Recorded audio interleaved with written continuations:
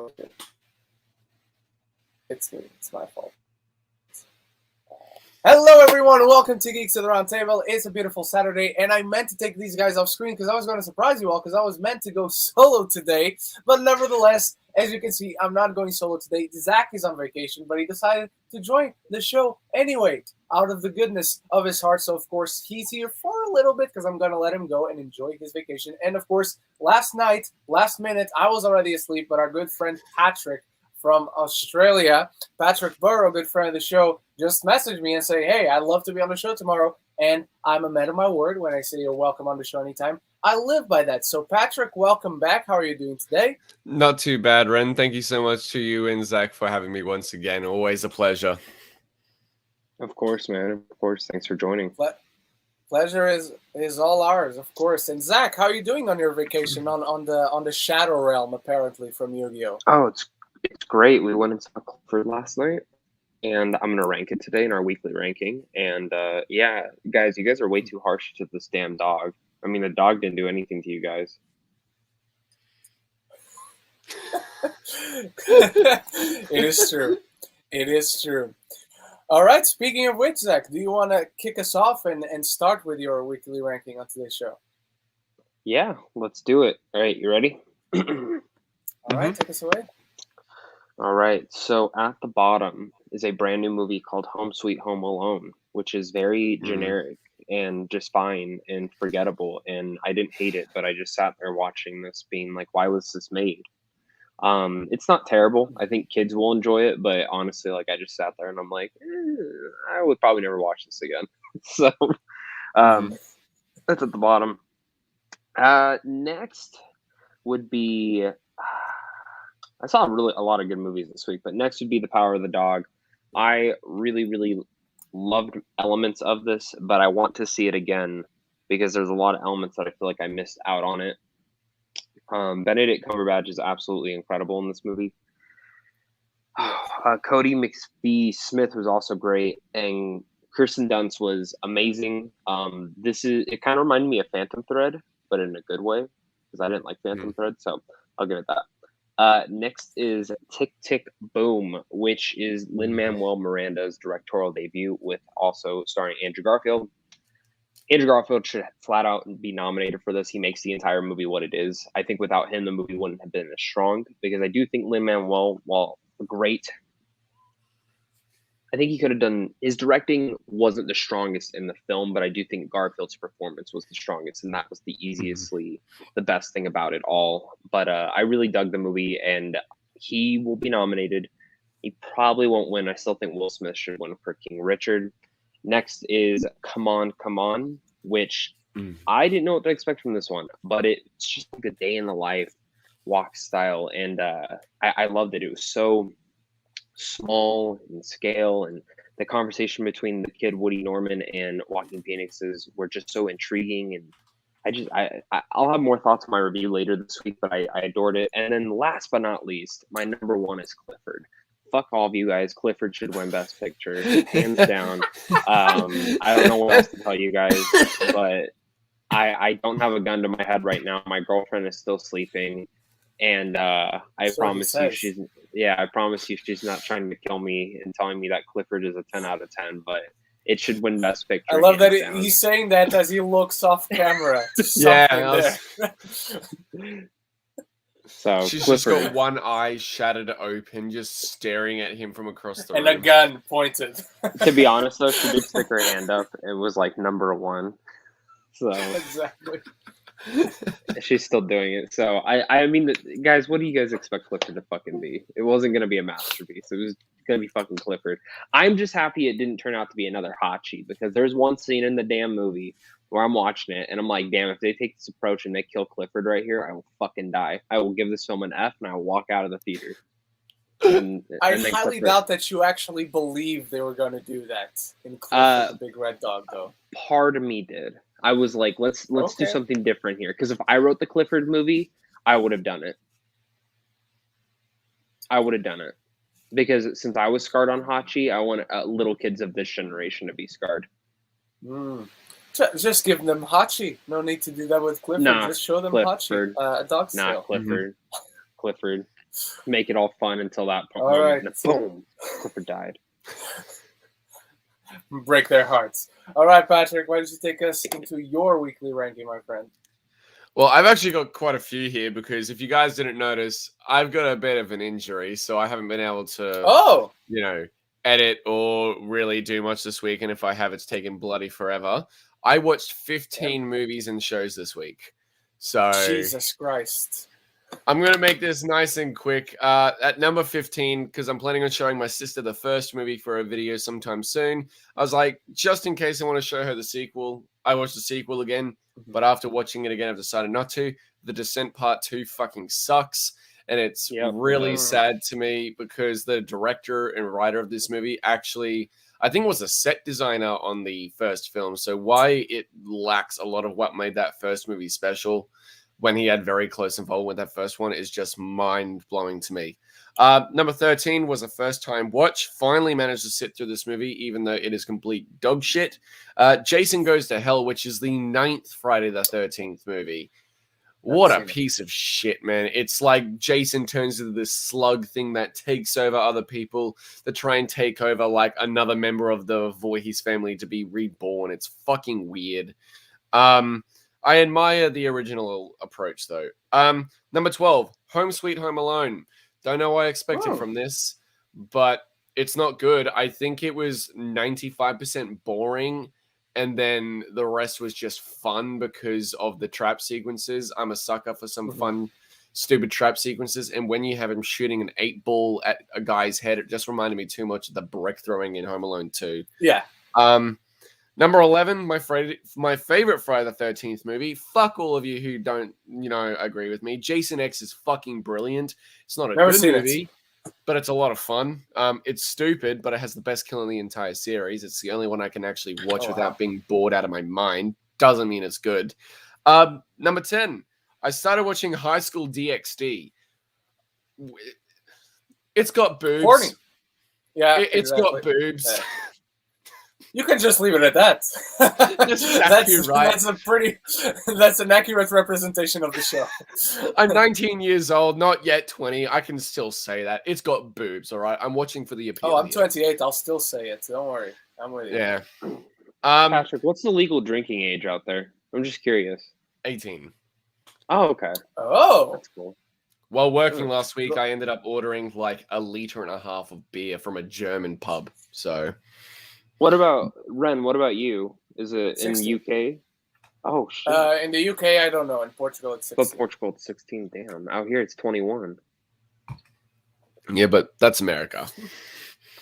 Yeah, no one likes America. Number 9. I went on a bit of an Alien binge this week as well, and I watched Alien 3: The Assembly Cut. So okay, the Alien 3 theatrical fucking sucks. But the assembly cut is a lot more cohesive and actually is a movie that sucks. I watch. I actually love Alien 3, the assembly cut. I think it's fucking brilliant, even though it does still have a lot of narrative issues. It's just so much more cohesive and makes a whole lot more sense and has a lot more weight to it in comparison to the messy theatrical. Number 8. No One Shoot Me, Please. I've got Dune. I finally saw Dune. You did love Dune. You did message me that you love Dune. No, I said I loved Eternals and Last Night in Soho. Dune, on the other hand, you're gonna see Dune. Yeah, Dune, on the other hand, I think is a brilliant film on a technical scale. It is a marvelous visual wonder. Mm-hmm. It is also got some of the best sound design I've ever heard. Hans Zimmer's score, it might be my favorite of his ever. I think everything involving this film is masterful. Denis Villeneuve's direction, I think the writing is really good. Unfortunately, I found myself completely disconnected with the characters in the story, and it made it very slow and bogged down for me. I didn't find much enjoyment in it, although that doesn't make it a bad movie. I do need to give it a few rewatches before I do a review because I want to collect my thoughts a little bit more. I watched it again on HBO Max yesterday. And I felt the same way, but I just want to let it simmer for a bit. But right now, it's kind of just there for me in the same way Back to the Future is. It's a marvelous technical wonder that I don't find very entertaining or fun to watch. Doesn't mean it's bad though. Doesn't mean it's bad by any means. All right. Number 7, Chucky episode 3. I'm finally playing. I can't believe catch-up that for was your Chucky. number 8. I'm still not over that. That was your number 8. I'm sorry, Zach. Don't shoot me, please. You have time, Zach. You have time. Next up, I've got Chucky episode 3. I'm finally playing catch up for some videos and reactions. Look, I love the Child's Play series, no matter how goofy they became, and the Chucky series is just proving itself to be wonderful and just brilliant once again. Next up, I have the anime Blood Sea, which is a very different but very brutal anime. It's like basically these big fucking monsters are roaming around, and it's left up to this one warrior sort of girl to sort of save these towns and civilizations as they're being brutally murdered and slaughtered by these big monsters. Imagine Attack on Titan meets Demon Slayer, but bloodier. I like one of those. Yes. All right. So I love Blood Sea. It's a rewatch for me. It's really cool. Sounds Next terrible. up, Doesn't sound like Dune, so who cares? Half of that statement is correct. I mean, yeah. Doesn't sound like Dune. It doesn't sound like Dune. Patrick, be honest. When you see Clifford, do you think Clifford will be better than Dune? Oh, I don't think it'll be better than Dune, but I think I might enjoy it a bit more because I grew up.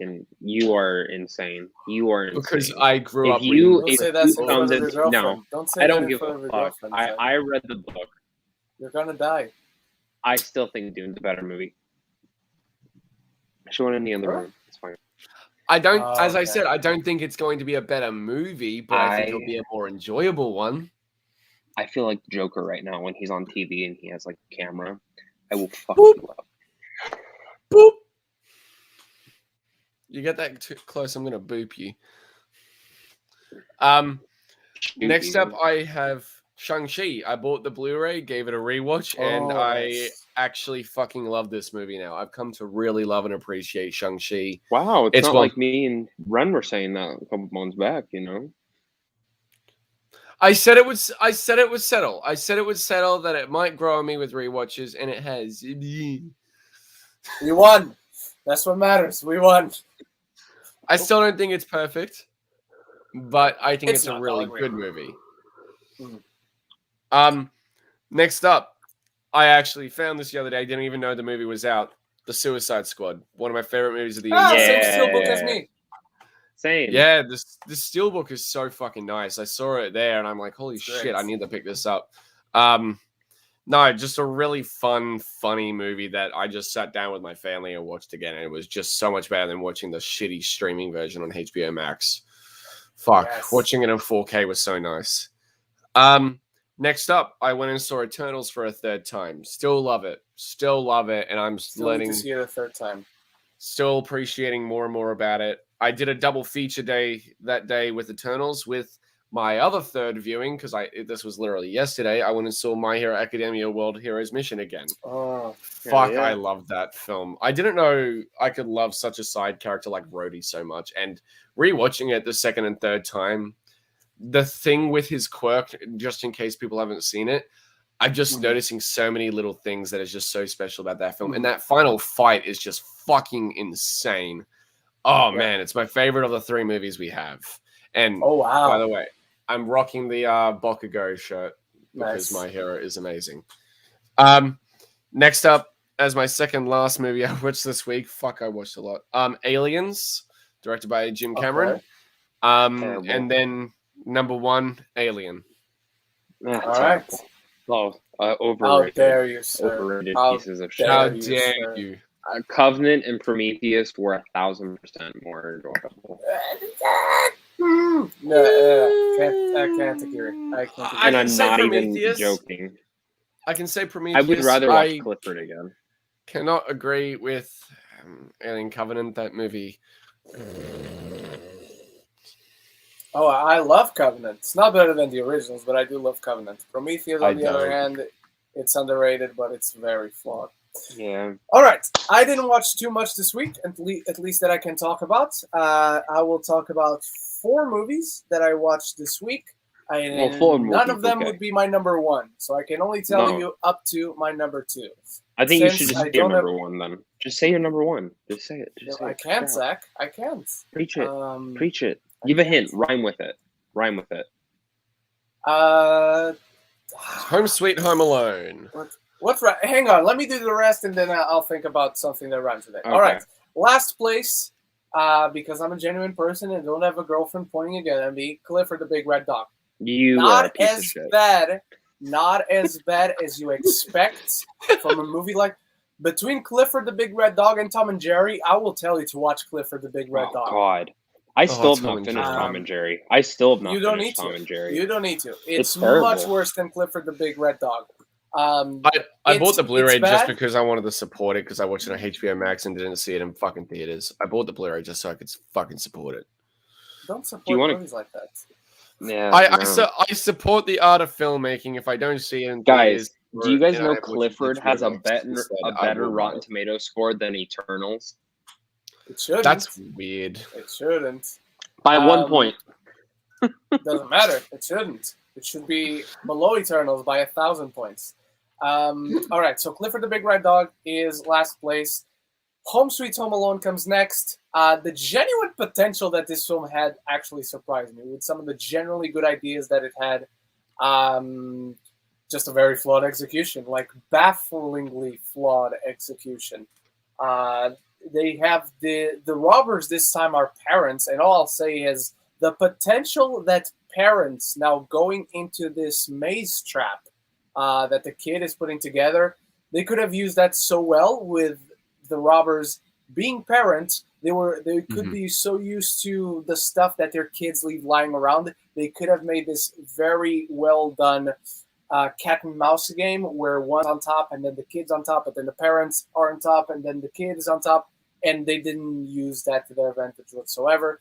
So perfectly harmless, perfectly enjoyable. There are some genuine good laughs that I had with the parents, especially. But if you're gonna watch a Home Alone, you're just gonna watch the original. Yep, I agree. So that's what I can say one or about two, this one. especially one. Yeah, one or two. All right. Over that, I finally saw The Electrical Life of Louis Wayne, which is a perfectly enjoyable, even if unfocused film. It wants to cover too much in so little time, and the director doesn't have a distinguished style yet. It feels a lot. The best comparison I can give is I wish someone like Wes Anderson had done this. Dude, Wes Anderson on this. And the style kind of fits his sensibilities. Even though I was just recently disappointed with this film, his recent film is still better than this one. Over that, I'm going to have Red Notice. Simple pleasure, nothing beyond the surface in this film, but it sufficed that action craving that I had and the charisma of its stars, particularly, of course, coming from me, Dwayne "The Rock" Johnson, just fills up the void in my heart. And at number one, ladies and gentlemen, something about space and bounty hunters that is coming out on Netflix this upcoming week. That's all I'll say. That's all I'll say. Review is coming out tomorrow. No spoilers. None spoilers. I thought the review's on Monday. Oh, tomorrow's Sunday. Forget about it. Yes, Monday. Oh, okay. Because I was like, shit, I'm gonna move my because I didn't include that in my ranking, but it probably would have been somewhere in the middle. Oh, okay. All right. I can't wait to watch it. You watch different stuff than me, so I get it. I finally watched the other version of that thing coming out this week, and I fucking the original version. Yes. And I can't wait now. I finally sat down and watched it, and I just I posted on Twitter about this. The curse is broken. So if you know what that means, you know what that means. Can I read my reaction? Go to my Twitter. Look up my reaction. You'll find it. Yeah, I don't want to confirm what I'm talking about. So yeah. We're all right, talking let's about finally move Lightyear. on. We saw a fan screening of Lightyear. Exactly. Let's talk about let's head into our main topics right now. In our main topics, ladies and gentlemen, we're going to start talking about a film that Patrick had way too low on his list. I mean, he doesn't have this particular film low on his list, but anyway, Dune. We've known for a while, for like 2 weeks now. We celebrated very, very much that we got a part 2 confirmed. It's coming in 2023. And this week, I think it was specifically on Monday, one of the producers of Dune 2, was in I think a screening of the film or being in a Q&A about the film, the one that came out this year, not part 2. And I believe it's a he, mentioned that they are ready to start production in summer 2022, which makes that fall 2023 release very possible and gives them enough space for it to be comfortable. Because when the news came out, they announced a release date, and we had no idea when this was going to start. We had no idea how much pep they had to have in their step to rush things out and make that fall 2023 release date. But now, starting production in summer next year gives them a proper amount of time, a year's worth of filming and post-production and whatnot, and then enough time to work on kinks in the film and whatnot. So this, to me, is very good news because it doesn't feel like a conveyor belt of a production that they just have to do this to make sure they hit their date, but they have enough time in between finishing and post to leave themselves a good chunk of time to be comfortable in what they're doing in post-production to make sure this film looks fabulous as Dune this year looks. Patrick, what are your thoughts on this production start next year for Dune? I think it's great. I may not love the film, but something I've stated to so many people is that a sequel and multiple rewatches of this film might have me appreciate it so much more, which is why I want it to simmer. I don't hate this movie, nor do I not like it. I love the filmmaking on display. It's one of the best spectacles I've seen in the sense of filmmaking. I just need to let it simmer and let me take my time with the characters and the story because I couldn't help but feel disconnected. And that might just be the fact that it's a part 1 and I understand that. And knowing that we are getting a part 2 in 2023 makes me so excited, and it's starting production in the summer of 2022 because I really want to love Dune because of everything else going on and how much I appreciate the spectacle that it is. I want to love this movie for that reason on a whole different level, being able to love the story and the characters. I just personally didn't feel connected. And when the last line of your movie is something along the lines of, this is just the beginning, I kind of just went, oh, for fuck's sake. I loved it. I loved that. I loved that. I rolled my eyes so hard. I will defend. I roll my eyes every time you tell me that you don't like a movie I like because the way I view it, Patrick, is think about it. The feeling that I mean, I get it. Did you not? I don't know. I'm not gonna fuck. I can't scream that loud because I'm in a fucking hotel room and I can't fucking yell. But the thing that I love about that ending is it gave me the same feeling that I got watching Fellowship of the Ring for the first time. Like, oh fuck, cool. Okay. Get another one. I think. Let me say this. I think when the second one comes out and you can watch them back to back, I think you'll like the first one more. Well, that's what I mean. That's why I'm so excited and so happy. We're probably getting it so soon, and it's slated for that production date and that release date because I want to love this movie, and watching them back to back might really enhance my experience to appreciate. Guys, let's just say right now, when the second movie comes out, we all gotta go again. We all gotta go see it again, so we get a third movie. I want Paul Atreides' story to be finished on the big screen. Yep. Yeah. Actually, about to make you guys a little jealous, at my fucking premiere screening in Brisbane here, we had a very special guest turn up to the screening and watch the film with us. We had the original Paul Atreides from 1984, Carl McLachlan. Because he's Australian, right? Okay. No, he's American, but he was there with us in the audience. Okay. Yeah. All right. That's cool. So that was really cool to know because they were introducing the film and the guy who's introducing from Universal. And he's like, by the way, we had the original Paul Atreides here. Carl McLachlan, wave your hand up, say hello. And he just puts up his hand while holding a stubby. So that's so cool. That was really cool. All right. Zach, what are your thoughts on the confirmation that Dune has enough time between production and release? I mean, thank God. You know, like I know when I saw that release date, when they announced it, I was like, really? That soon? I mean, I'm not going to complain, but that's. Yeah. I thought the earliest we would have gotten the sequel was 2024. That was the earliest. Latest 2025. But 2023, I trust Denis. I'm sure there is a lot more pressure on this one now because, you know, it's less time that he gets to work on the film. Truly, I remember at New York Film Festival, he talked about it. Like COVID, the best thing about it was we all got more time to work on the damn movie. So this one is more of the action that I think people were looking for in the first one. The second one will have more of that. I just hope that it still keeps the intriguing layers, because I'm not going to get into spoilers from the book in the back half, but there are details that they even left out from the first half that I'm assuming they're leaving for the second half.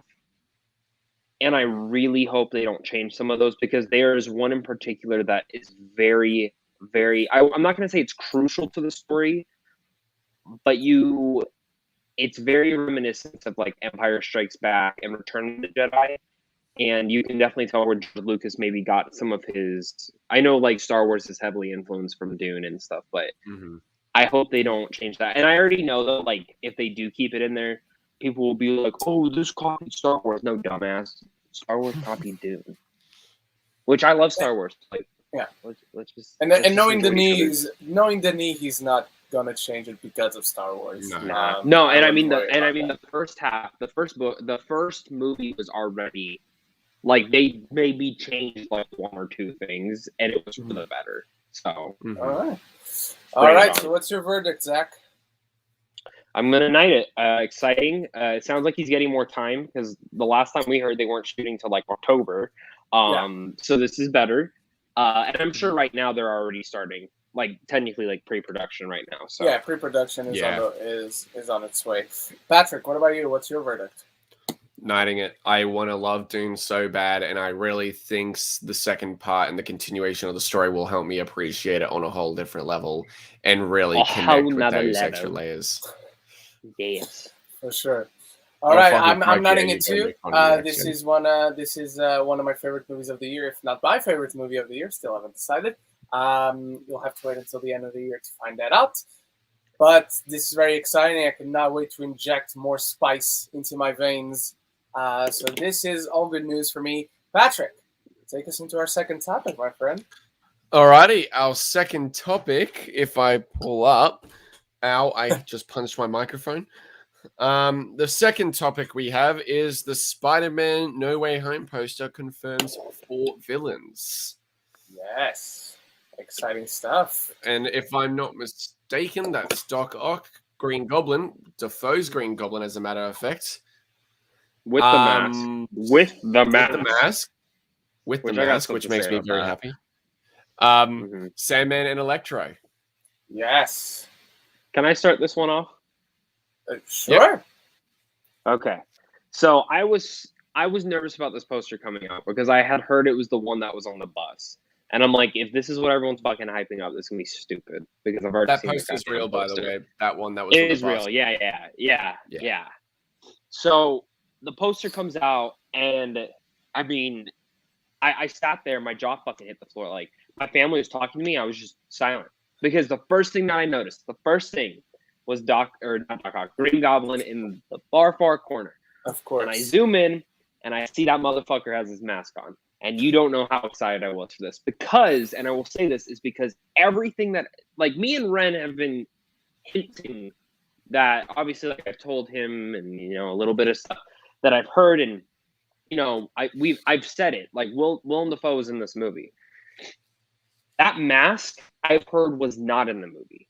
So seeing it in the poster made me flip out, because everything I've heard was that he's not wearing the mask, and that the mask was destroyed, because technically when he's coming over was the very end where his mask had already been destroyed and gone and all that stuff. So he's supposed to be like wearing goggles and stuff, and he has the mask. So I don't know if it's CGI, you know what I mean? Like, if it's CGI's over or something that they fucking do. I have no idea. All it's I know not is his final mask. look. No, but all I know is that mask gave me fucking nightmares as a kid when I saw the first Spider-Man in a drive-in theater at like the fucking age of 5 years old. Itsy spider went up the water spout. I remember the exact moment that scared the shit out of me was when they go into the burning building, and he turns around. He's in that old lady yeah. like thing, and I freaked out, and I turned around, and started looking at a different screen, which was the Spirit the Horse movie was playing at the drive-in theater as well, and I watched that instead. My dad was fucking pissed at me. But seeing that was exciting. A little annoyed that they haven't shown Electro. I'll be honest on that, because his suit's not that cool, if I'm being honest with you guys. But So Electro is one that from the moment they announced Jamie Foxx, they said he was going to have a complete new look. yeah, Like I even the just- lighting. Even yeah, the lighting that we see in the yeah. trailer, that we see in the poster, it's yellow yellow. lighting. It's not Yeah. the blue one that he had in the yeah, in which the I don't Amazing mind. Spider-Man It's 2. just like, why aren't? I mean, honestly, here's the thing, and I know someone might ask this in the chat. I know a lot of people are tweeting out that there's supposedly something Spider-Man. I will say it right here, right now. There is no trailer today. It's just an announcement of when the trailer is, and I guarantee, I'm going to tell you right now, that trailer, I will be shocked if it doesn't show Jamie Foxx, Willem Dafoe, Thomas Hayden Church. I will be shocked if it actually doesn't show what they look like, or where or who they are. Because Sandman, I'm assuming, will probably have the exact same look as Spider-Man 3. Doc Ock obviously has the same look. Electro, I know what he looks like. If you really want to know what he looks like, you can go out on the internet and find it, because it is out there. Lizard is the one that I don't know how he looks like, and that's the one I'm really excited to see. But he's not on the Apparently poster. he does have his lab coat. Give him a snout. Apparently he does have his lab coat. Ren, Okay. I will be honest, I have heard he doesn't have the snout. I've heard it's I've heard very he looks amazing like, Spider-Man. yeah, I've heard he looks like Voldemort again. Yeah, which I don't like. Gonna have an animalistic villain. Give them a fucking animalistic look. Yeah. I honestly think, though, the sixth villain is going to be Hobgoblin. Oh, Hobgoblin. I'm holding on to that because Really? You think they're because gonna have Ned two in goblins? the comics, I think because Ned in the comics becomes Hobgoblin, and the actors slim character with down the same so name. much. Yeah. Okay, true. yeah, but True. the actors slim down so much for this movie, and So can I say something? Yep. Sure. There is no sixth villain. They're not doing Sinister Six. Okay. Cool. That's my understanding. I mean, unless okay. they're lying. I don't mind. But apparently this isn't a Sinister Six movie. And this is my theory, like going forward, I'm not gonna I don't know anything.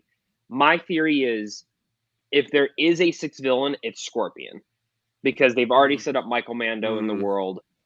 Michael Mando, I mean, now his identity is out. It's the easiest one to bring in. The other thing I think is, if there is not a Sinister Six in this movie, I guarantee one of the end credit scenes is setting up a Sinister Six. Like Michael Mando sees, oh, these villains teamed up.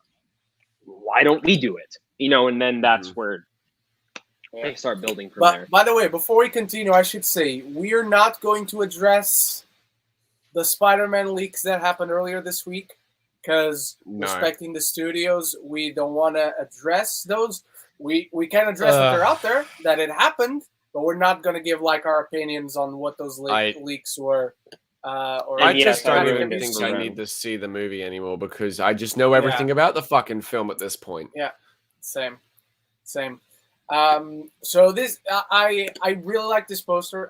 I wish it could have been a little bit more like the one on the bus. I love the world bending on the background, like the Doctor Strange Deception elements. I wish they could have added the villains and all that, what they added in the official poster, but still have the little bit of that background that we saw in the leaked version.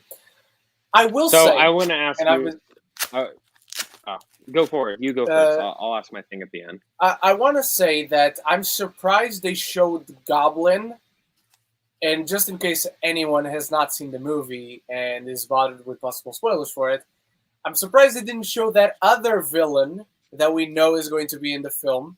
Not that he's going to work as a villain in this film, but the one we saw, the post-credit scenes, the post-credit scene villain that we know is coming to Spider-Man No Way Home from a movie that came out recently.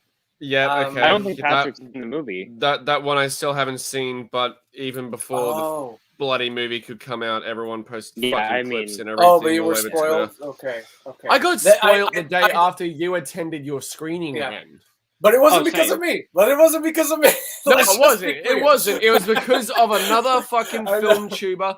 It's because of another film tuber who is blonde and shall remain nameless, who And rhymes with Ren. Oh wait, I already said it. It rhymes with Ren? What? No, it No, doesn't. no. I started saying the name, and I was like, I cut myself off. Okay. okay, So I don't feel that bad for what I was saying because I didn't want to spoil Patrick, but that movie that came out recently, I'm surprised we don't see that character before ever seeing Goblin or anything. I think he's just end credit. I don't think he's in the movie. No way. I think. Do you want to make a bet right now? Characters... I would bet my left fucking foot that he's in the end credits. How about I this? don't want you to cut your foot. Fucking testicles, and we've got a deal. I don't want you to cut your foot, Zach. Let's make a bet. Let's make a bet. Let's make a bet. If he is only in the end credit scene, you finally have to Atlanta. No ifs, ands, and buts. You have to watch Atlanta. Okay. Is this the Lost City of Atlanta? No, the Donald Glover, Lakeith Stanfield show on FX. Oh, okay. Yeah. Okay. You have to finally watch that.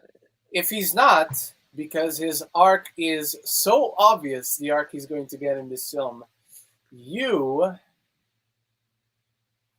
I got so many things I could have you do. Give me an anime to watch. Give me an anime to watch. An anime. Fate Stay Night and Limited Blade Works. You gotta watch the best anime of all time. I don't know what the fuck is that. I'd rather watch. It's on Netflix. It's on Netflix. Okay. Fair enough. On Netflix. I was gonna say he should dress up as what is it? Akira Himajima from High School DxD for his Spider-Man No Way Home review. I don't want him to spend money. I don't want him to spend money. I already gave me something to watch. I'm giving him something to watch. Maguire. I'm dressing as Tobey Maguire's Spider-Man. I was gonna make a comment. But I'm not. I'm not doing Bully Maguire. I want to see you do Bully Maguire with the fucking eyeliner. That's not the comment I was gonna make. That's not the comment I was gonna make. But yeah, I like this poster. Like the villains. Not that I didn't know these people were gonna be in the movie. But now it's this poster and whatever we're gonna learn today about the trailer and whatnot. So thumbs up from me. Just glad to finally see Goblin in his first look that he's gonna have in this film. Patrick, what about you? I'm just excited because, Spider-Man, those movies came out as I was like, in my toddler years or whatever. Like, I was born in 2001. Spider-Man, Spider-Man 2, Spider-Man 3 came out in my very young, youthful years. And I think the character I'm most excited to see return to the big screen, honestly, is Sandman, because I remember going to the midnight release of Spider-Man 3 and just being I just fell in love with the character right then and there at the midnight release of that fucking film. And Sandman sort of holds a close place in my heart because that experience at the theater was the last thing my dad and I did together before he just walked out.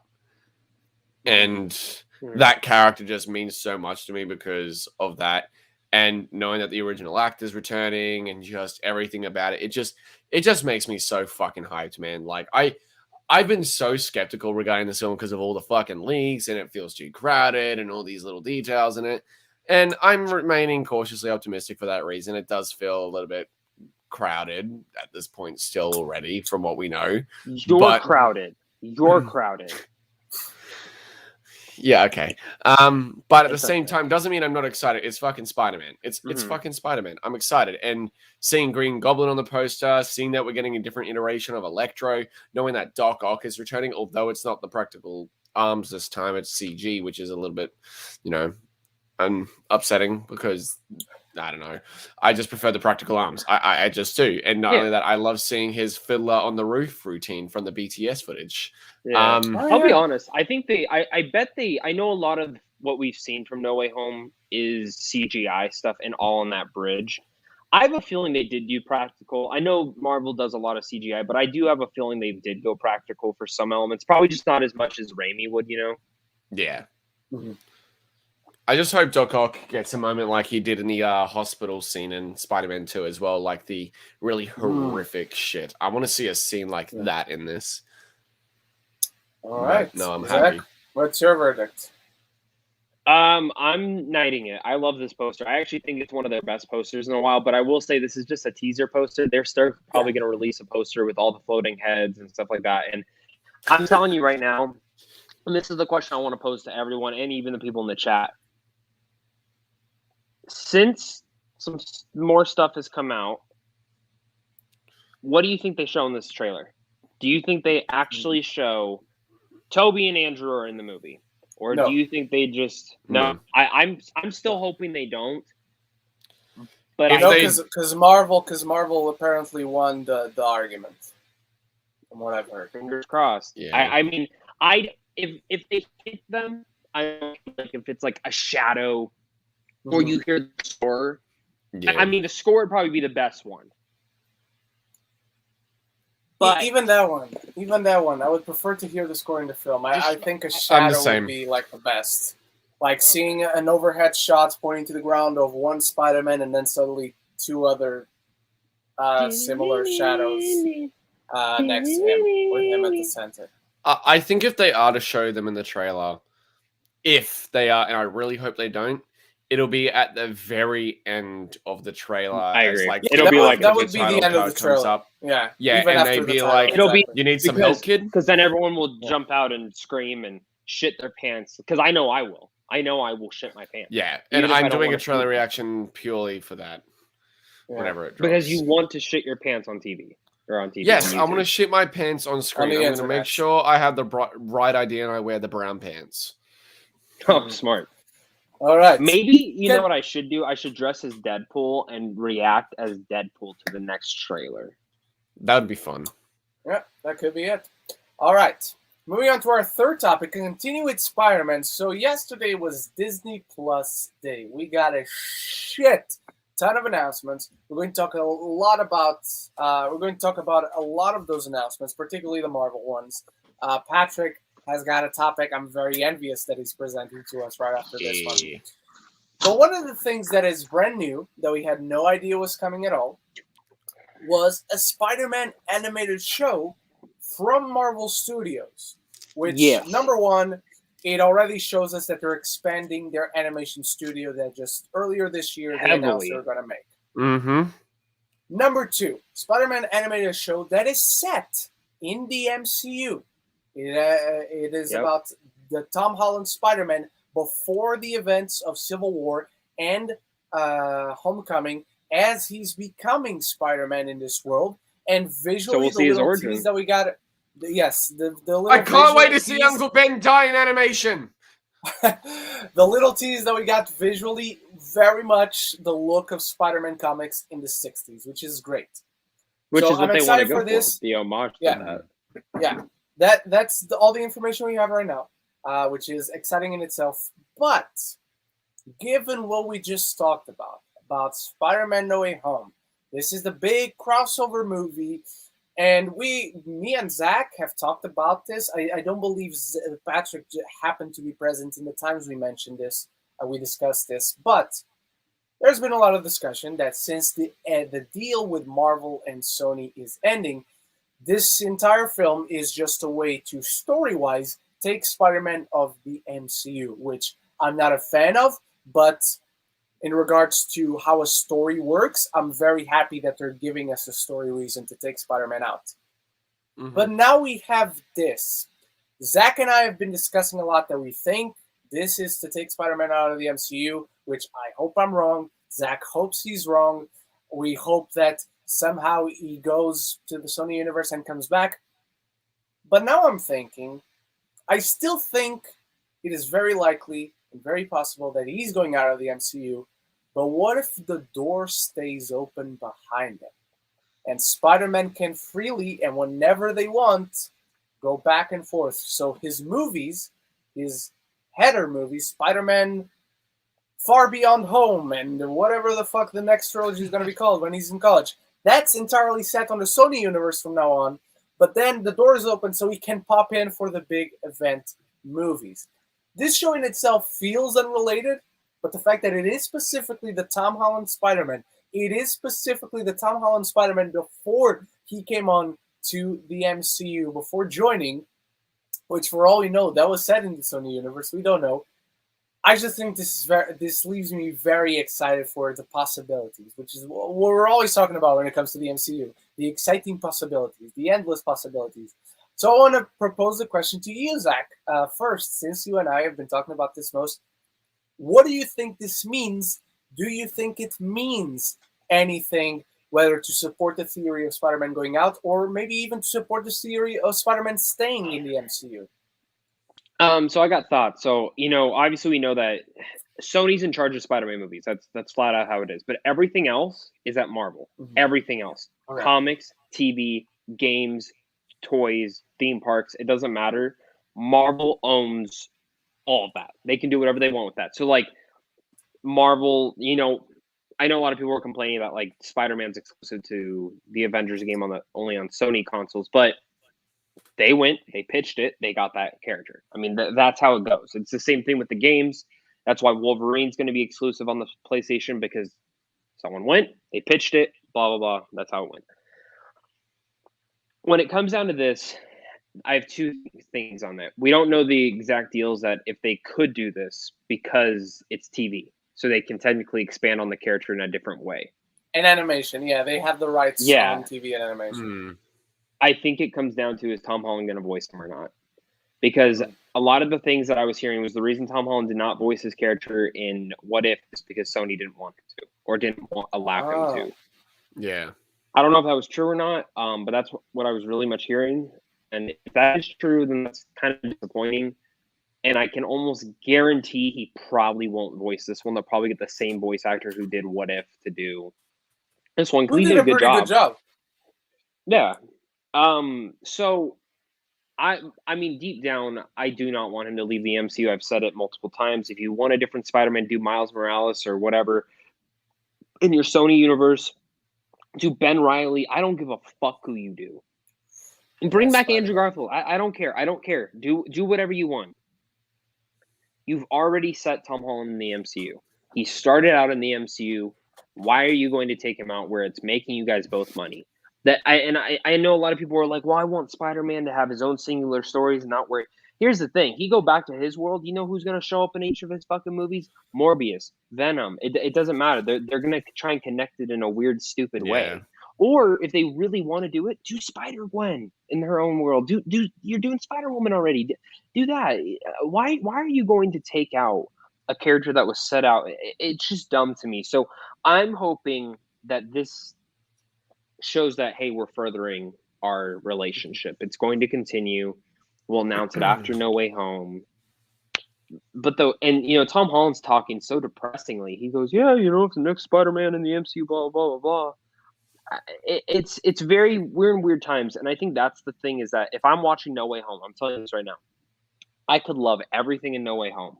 If that movie ends with him out of the MCU, I will leave on a bad note. I will still leave on a bad taste. I'll still enjoy what I watched. Like, I'm sure I'll like the movie, but I will walk out with a bad taste. I have a feeling I know how the film's going to end, but as long as it still ends with him in the MCU, I'm fine with it. If it ends and he's pulled out of the MCU, I'm not going to be happy with it. But the show, awesome. I wasn't excited for it when they announced it, and then I looked into it, I'm like, that is a brilliant idea. I want to see Uncle Ben die again. So let's do it. It's so morbid. Patrick, what about you? Are you excited about the show, and what do you think that the implications of the specifics about this show imply? Look, I'm hyped for this show. I grew up watching all of the Spider-Man animated shows, and Spider-Man 90s animated series. Bring that one back too. Yes, Best and I want to see Spectacular Spider-Man return as well.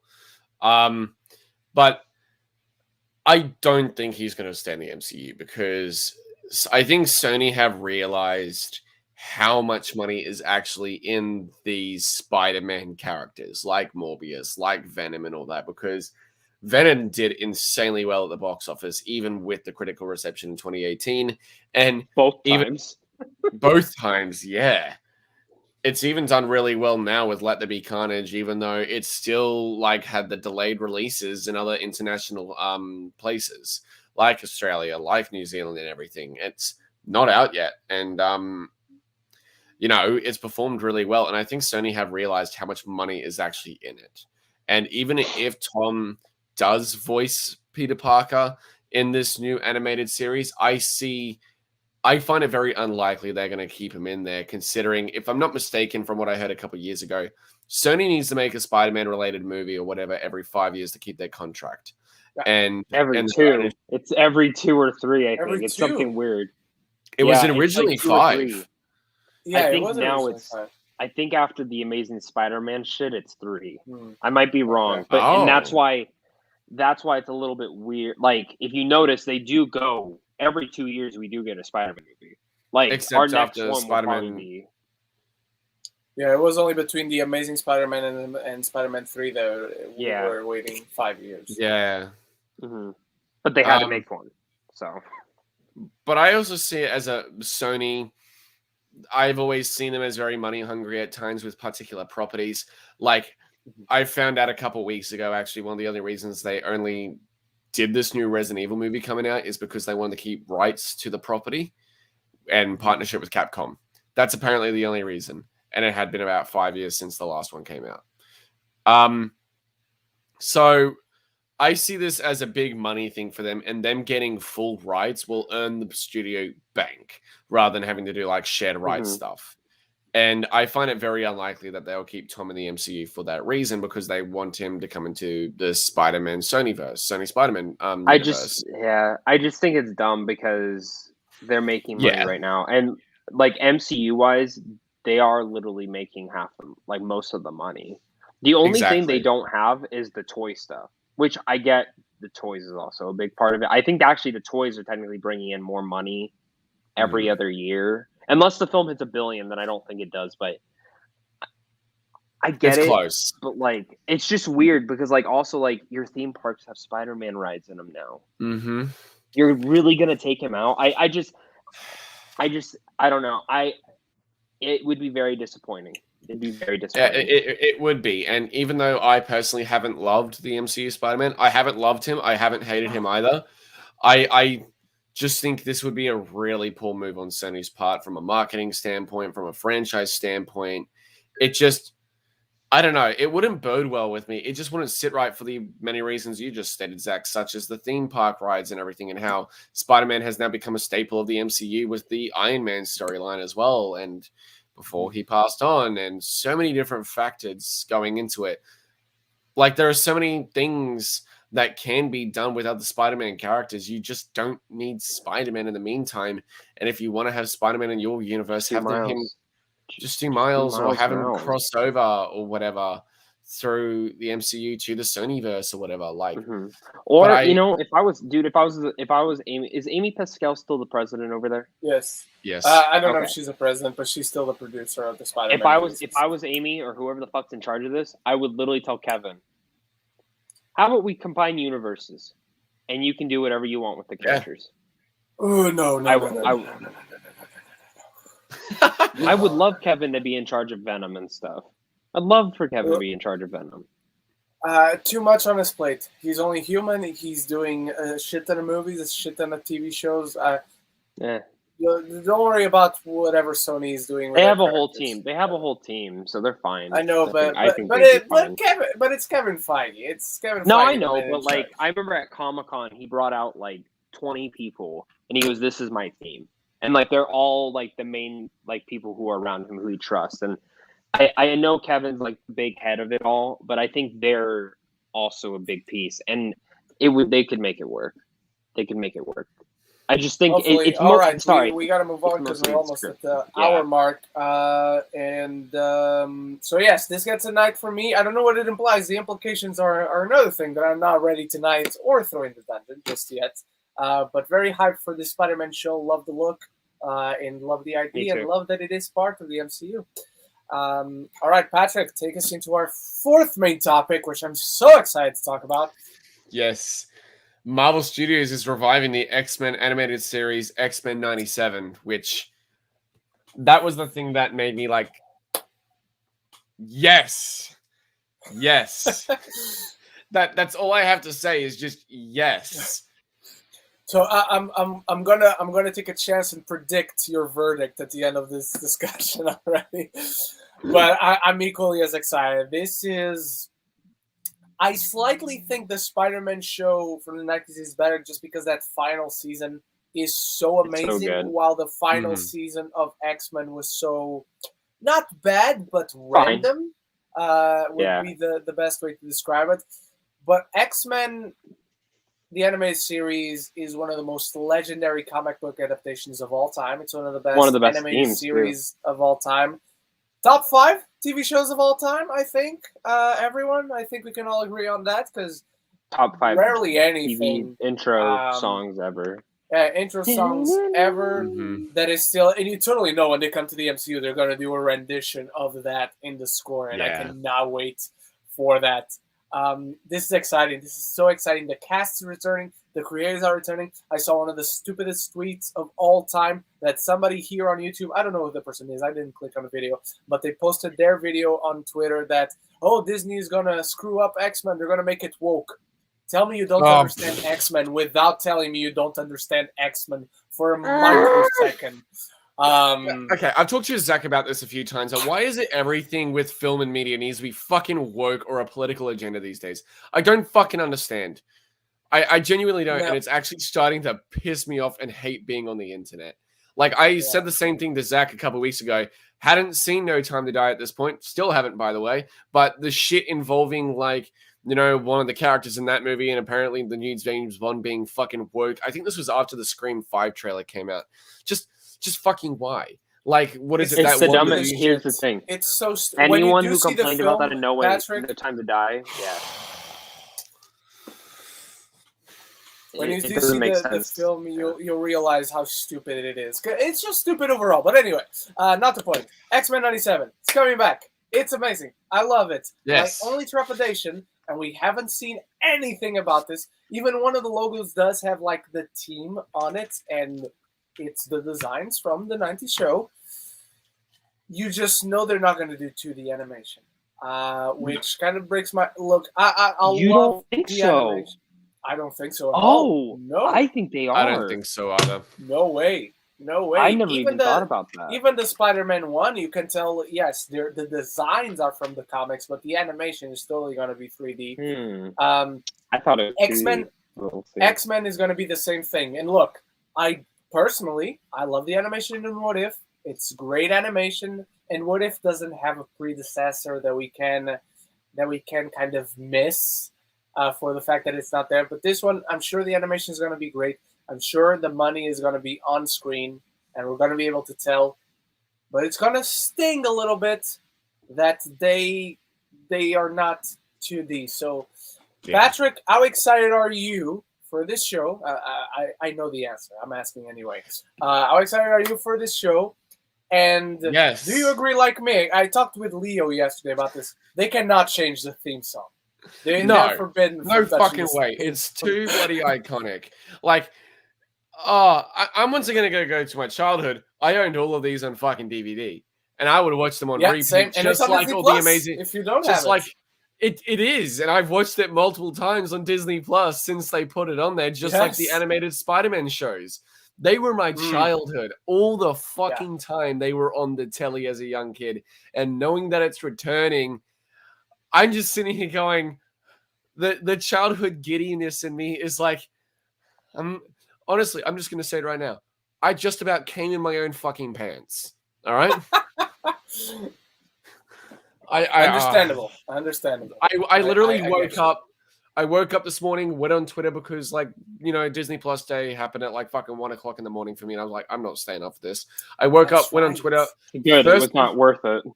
Oh, yeah, I noticed that in the end.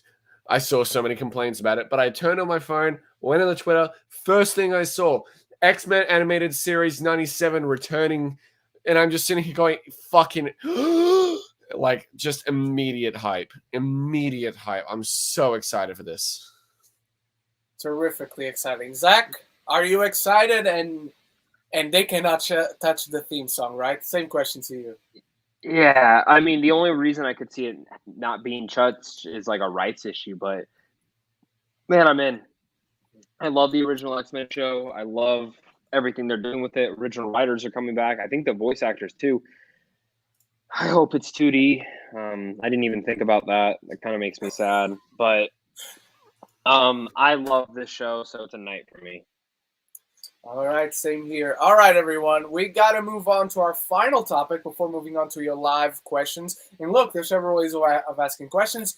Drop them in the live channel. We'll do our best to get to them. Or if you want to support the channel and make sure we immediately ask you answer your questions, not ask you questions, answer your questions, you can go through the super chat or tip link in the description down below. You don't have to, but if you can, if you want to, it's there. All right, we're tight on time. So here's what we're going to do.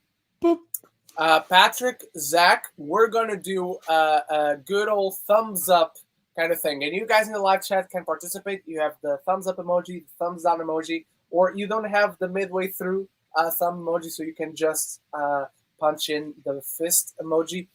All right, we got quick looks yesterday at several of the live action shows coming to Disney Plus in the next year. And then we got some new shows announced, and we got official announcements for some things that we knew were coming. So let's start with a big one. Let's start with Zach went out? No, Zach threw himself out. Yeah, I didn't mean to do that. Okay. So, gentlemen, the little tease that we saw of Moon Knight, what do we think? I know I flipped out on camera, so I don't need to tell the people watching right now, but give me the verdict. Thumbs up, double thumbs up, thumbs down, double thumbs down, whatever you think. Big thumbs up from me. It reminds me of Daredevil and Punisher, blood and all. When he's smacking that guy on the bathroom floor, I'm in. Mm-hmm. I'm in. What about you, Patrick? Double thumbs up. And we don't even see the suit. So slick. Well, what we did see of the suit is so slick. It's so nice. I love it. Hey, and Ren, I don't know if you remember a couple months back, the suit leaked out. It looks like it's that exact scene. Yeah, I know, and it exactly seems like a next sequence or a next shot in the same scene. So I'm with you there. So thumbs up for me. If you guys were there on the live stream yesterday, you saw me flipping out when the Moon Knight footage came on screen. I'm so excited for this. Although I am a little curious to see how I get used to Oscar Isaac with the accent. That was a little. The voice is weird. Yes. Yeah. It's a bit too quick, but it also might be just one of his personalities. That's what I went back to check it out, and it's jarring. I think it's more over anything else. I'm not even saying it's a really good British accent. You don't know what you're talking about. Like, I don't know. But it's jarring most of all because it is Oscar Isaac doing a British accent. That, to me, that's the biggest reason why it's... Let's just be honest. Dude, I didn't even notice it was him until I watched it again and I had the captions on. I saw Mark Spector. I'm like, shit. That does not sound like Oscar Isaac. Yeah. And then it goes to the Moon Knight voice. Let's just be honest. The British accent is just the $2 store Australian accent, okay? I agree. The Australian accent is the best accent. Closely followed by the Scottish accent. We're the sexiest the American accent's the rip. You are. No, it's not, Zach. I'm sorry. I speak with an American accent, and I can tell it's not the same. Sometimes I speak with a Russian accent, so... You know, well, yes, I speak with an Australian accent, and Patrick doesn't approve, so we like the rest of the grizzly bear, and I sneeze gunshots at my fucking nose.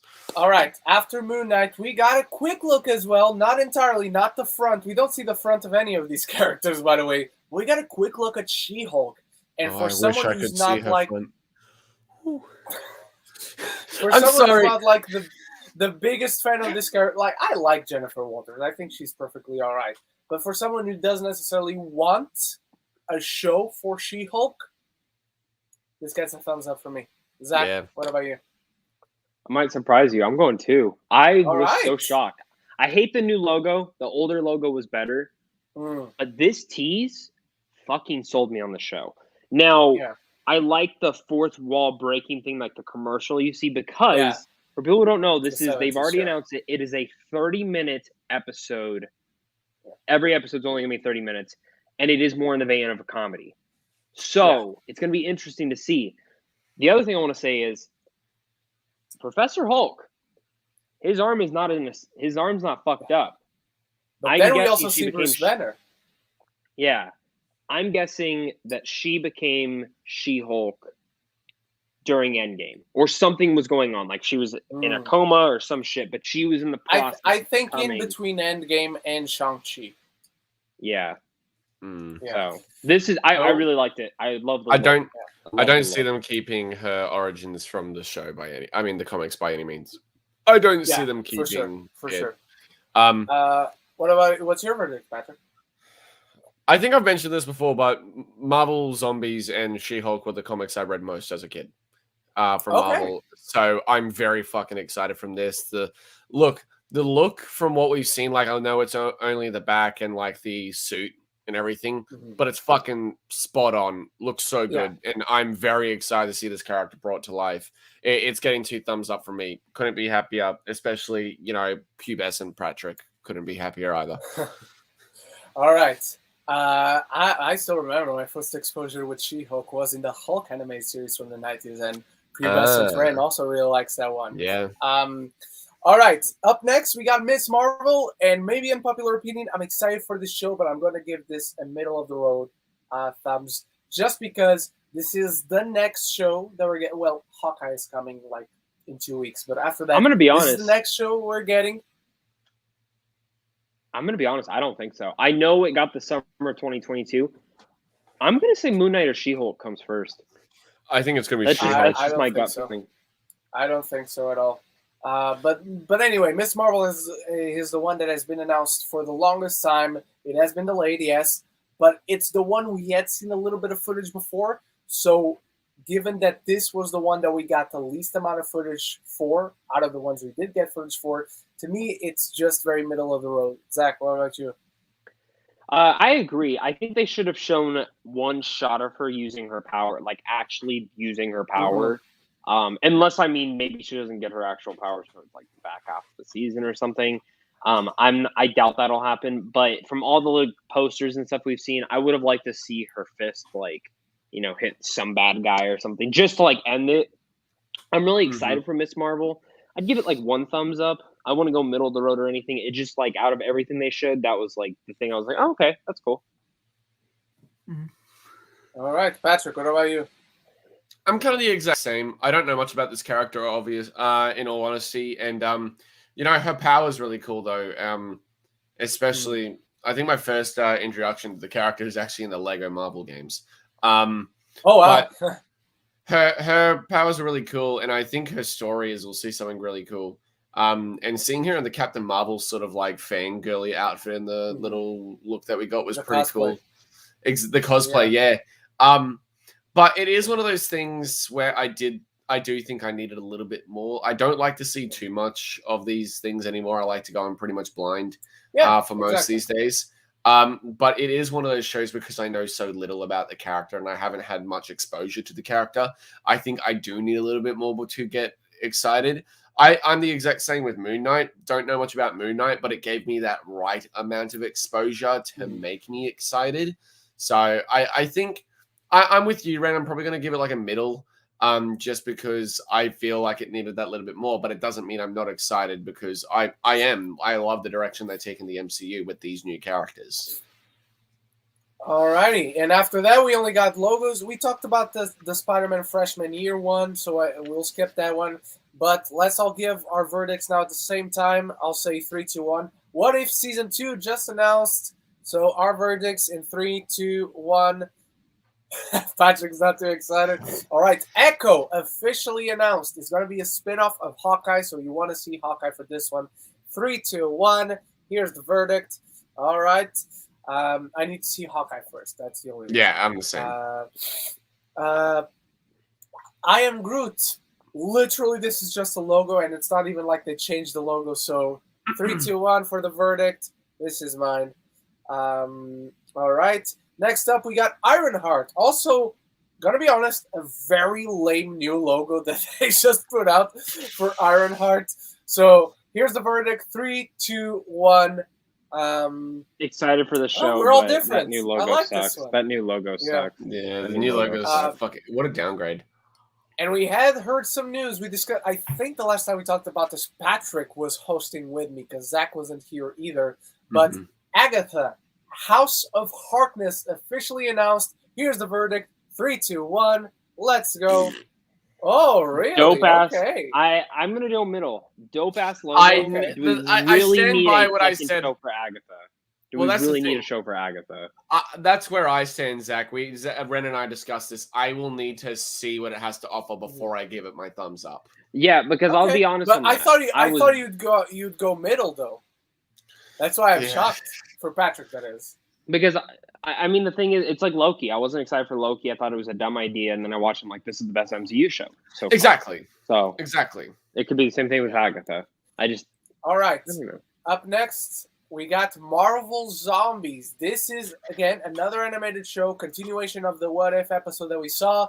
Here's the verdict. 3, 2, 1. All righty. Seems like I'm in the minority. I'm really And excited. finally, I'm so hyped. I'm so happy. I called it too. Like right after that episode, I was like, "It's getting its spinoff." That's it. Yeah, It's done. I said the same. It definitely was, and I said it to so many people, and they were like, "No, it's not. It's not." And I'm like, and finally, not a new look, I guess. We got a quick look at Nick Fury. We got a brand new logo that is a very scrolly logo for Secret Invasion coming soon. 3, 2, 1. And Nick Fury. And Nick Fury. I put him in the so. thumbnail. Oh, you're not excited, Patrick? I don't know. I need more than just Fuck Nick off, Fury. Patrick. You didn't like Dune. Okay. Yeah, I know, and my Okay. name says it I right can now. understand that. All right. All right, and that's it for our topics. That's it for the news. Let's get into That the all live of it? questions. I swear there was one yeah. more. No, that's You did it. have a super chat, by the way, Ren. You did have a super did? chat as I was Okay. going back through. Because I'm gonna. Uh, I can't pull it back up, but it's a Pete. He was asking for your shirt. Full screen. I can't find you a piece, but I'll grant you. I can put it on the screen, but I'll grant you the. Oh, here it is. Mm-hmm. A piece, as always. Show your full design. Oh, show everyone's full design. I don't know if you'll recognize mine, but mine. Let me take your question out. Here you are. Mine is a wrestling shirt. It's from Finn Balor, from the Prince of NXT. This is a Balor Club T-shirt, and then there's stuff in the back, which is his name and whatnot and other things with the Prince and an X on it. Patrick, you showed us your shirt, but show it again, because it's My Hero Academia. My Hero Academia. There's never Bakugo. enough. Bakugo, Katsuki Bakugo, with his old costume, old uniform. Yes. But nevertheless, a great shirt and a great uniform. Zach, I like your shirt. Show us your shirt. Yeah. Tell It's them where they can get beautiful. it at, Ren. They can get it at the Munchkin Boutique, where there's a ton of great merch, and if you use the code Ren Geekness, you can have a 10% discount. I don't know if it's cap sensitive, but try it both ways. All right, thank you, Apiece. So now let's go into your live questions, and the chat is working, everyone. I can get all the way up the chat. I just want to say, Ren, I am gonna peace out right now. Peace out, Zach. Go away. See you guys. Leave. Okay, I'm gonna cool. go on vacation. Have fun. I can finally change my name back. That's fine. Fuck you, Patrick. Bye, Oh, guys. I didn't Good even night. realize. Bye, Zach. Enjoy your vacation, brother. All See you, right, Zach. Patrick. We got a question. By the way, guys, to help us out in finding questions, and you don't do it on purpose, I'm sure.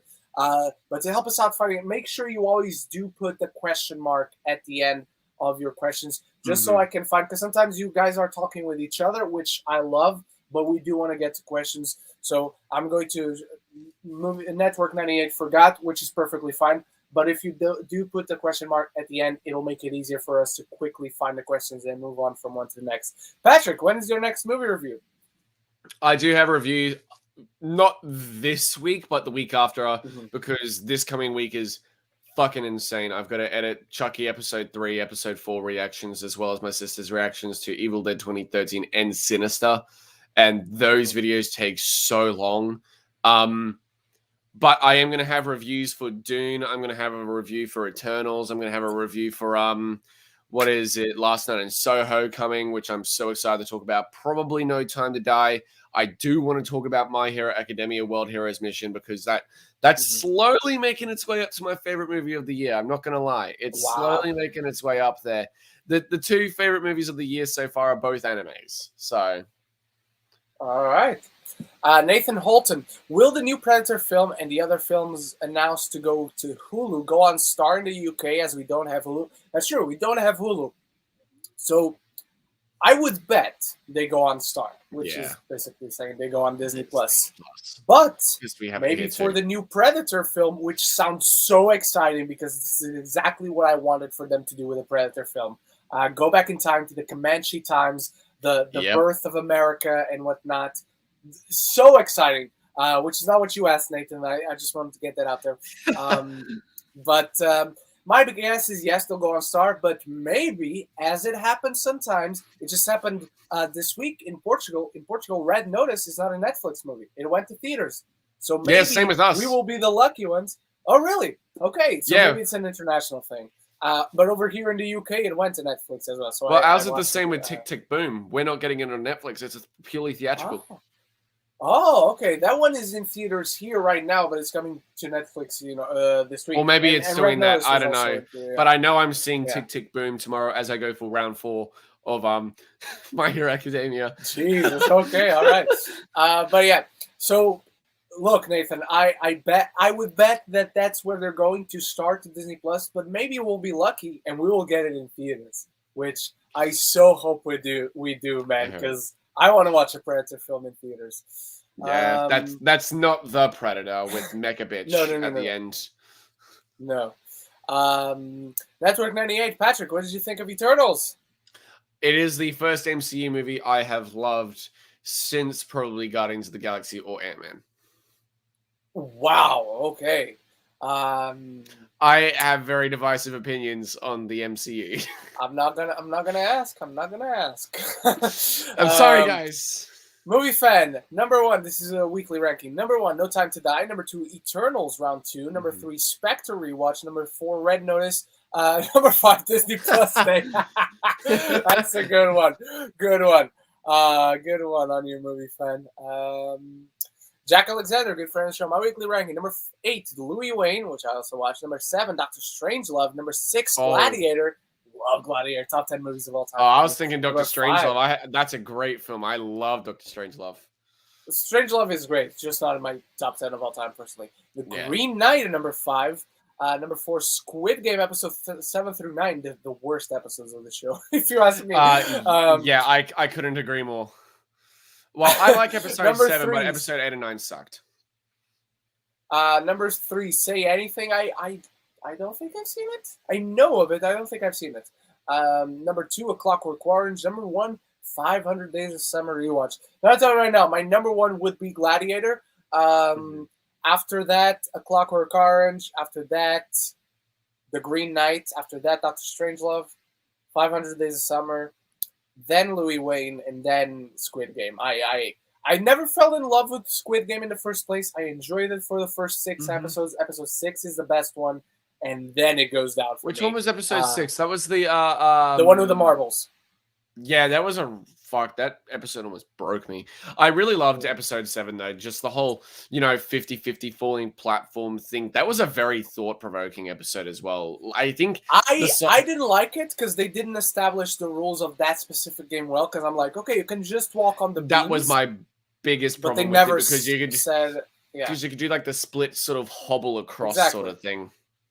Exactly, and the VIPs, the acting, the writing. Oh yeah, they weren't great. They weren't great. All right. Scott Cluna just popping in to say, "Hey boys, heading out to see Eternals again, my man." Nice. In my opinion, is usually audacious and ambitious as hell. Very much feel like the MCU is the last Jedi with the chest as it takes. Stay safe, guys. Yeah. It feels like the last Jedi in the MCU within certain parameters. So I'll agree. In a way of how everyone's defending it like a fucking, novel. But I talked about this yesterday. I just don't see the vitriol because the fans, for the most part, there are people who don't like it, and that's fine. I don't see the vitriol because this time we were critics who didn't like it too much, which I still don't get, especially from critics. You just don't see that veracity, that vicious, violent, angsty discussion online. I've certainly talked with people who don't like it, but it has been pretty civilized. Exactly. And like it's okay to not like a movie, but you don't need Exactly. to do what others are doing. And like that one person who literally complained about it apparently being woke because of that one scene. I'm like, but what if it was a man and a woman? It's the exact same Yeah. fucking deal. Like also, can I Those just people do point not out make sense. no, they don't. They don't. And can I just point out though, Druig and Gilgamesh were my favorite characters.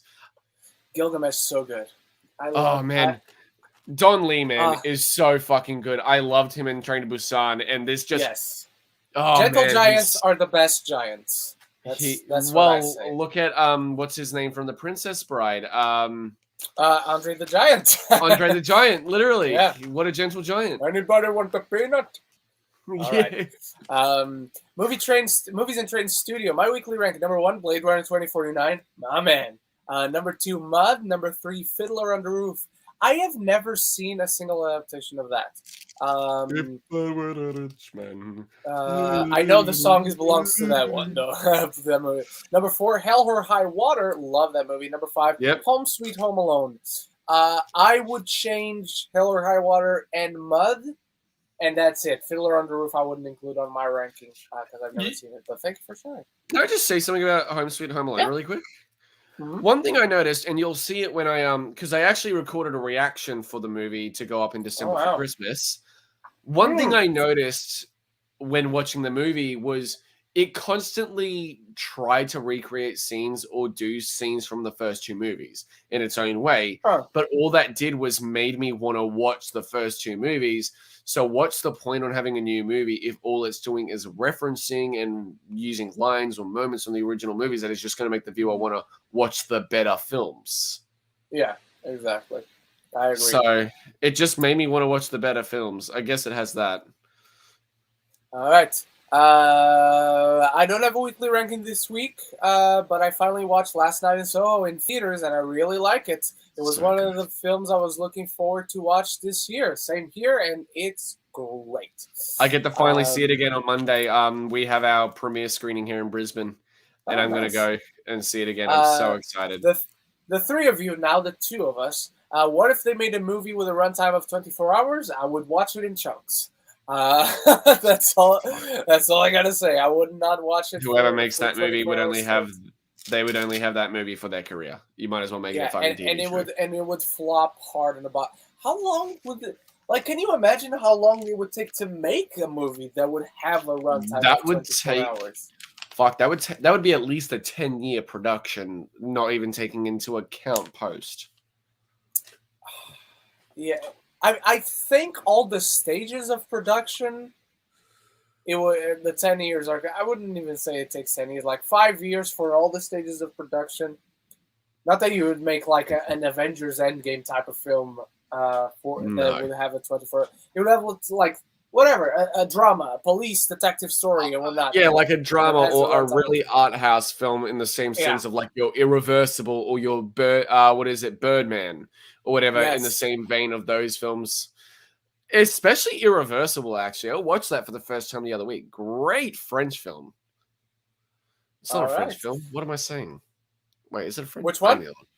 Irreversible. Irreversible is French, yes. The one with Monica Bellucci, the scene. This scene.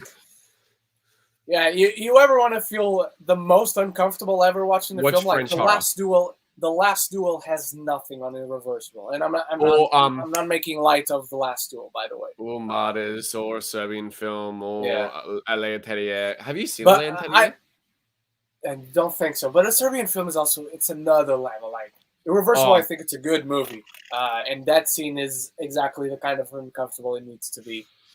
Serbian film though is just Serbian film is just that let's ending. Fuck things up that reveal at the end just made me want to throw up. It's awful. Scott Luna, just a little add on to Patrick's Friday the 13th comment. I don't care what people say. The 2009 remake is damn good and underrated as hell. I like the 2009 one. I like it as well.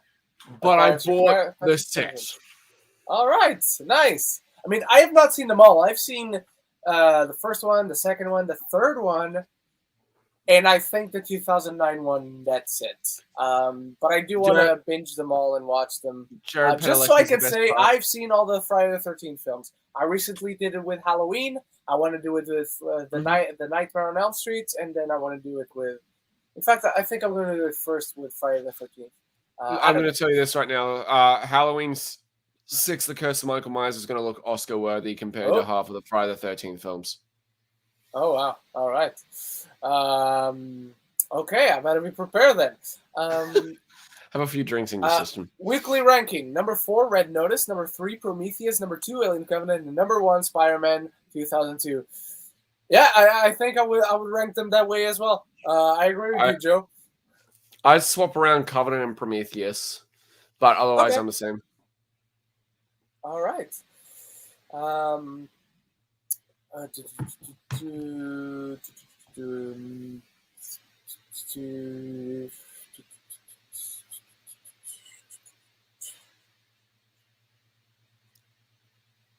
What do we got?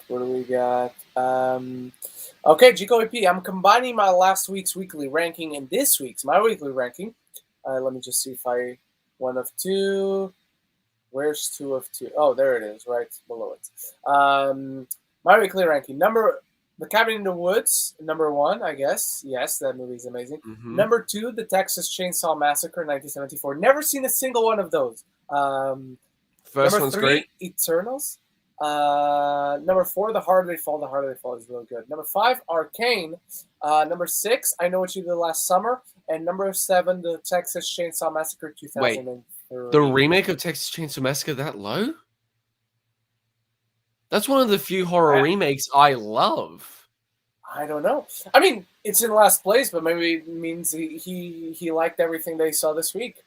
So yeah. I'd definitely put it above I Know What You Did Last Summer, because I Know What You Did Last Summer is a mess. Eric Thorpe, are we talking the final fight of Cliff? I don't know if I need to say this, but there isn't a first fight in Clifford. But yeah. Are the characters in it racist, as early reports were stating? Nothing jumped out to me, to be honest, but also take into consideration I'm a white man. So yeah. It's not like I was watching the film like, okay, I'm going to criticize this film and poke all the holes in it. So yeah, it's not like I was watching the film. Where's the racism? Because I didn't know there were reports. Just so you can make your unnecessary Twitter post. Yeah, exactly. Clifford the Big Red Dog is woke. Yeah, he's red. They're trying to make red. Where are we? Oh, no. Luis Luciano. Number 3, Shang-Chi. We watched number 2, Eternals. And number 1, Easy A. Easy A is good. Easy A is really good. I would put Easy A number 3. So you only watched good stuff this week, Luis. Let me just say that, in my opinion. You only watched good stuff. I would go Easy A number 3, Eternals at number 2, and Shang-Chi at number 3 and number 1.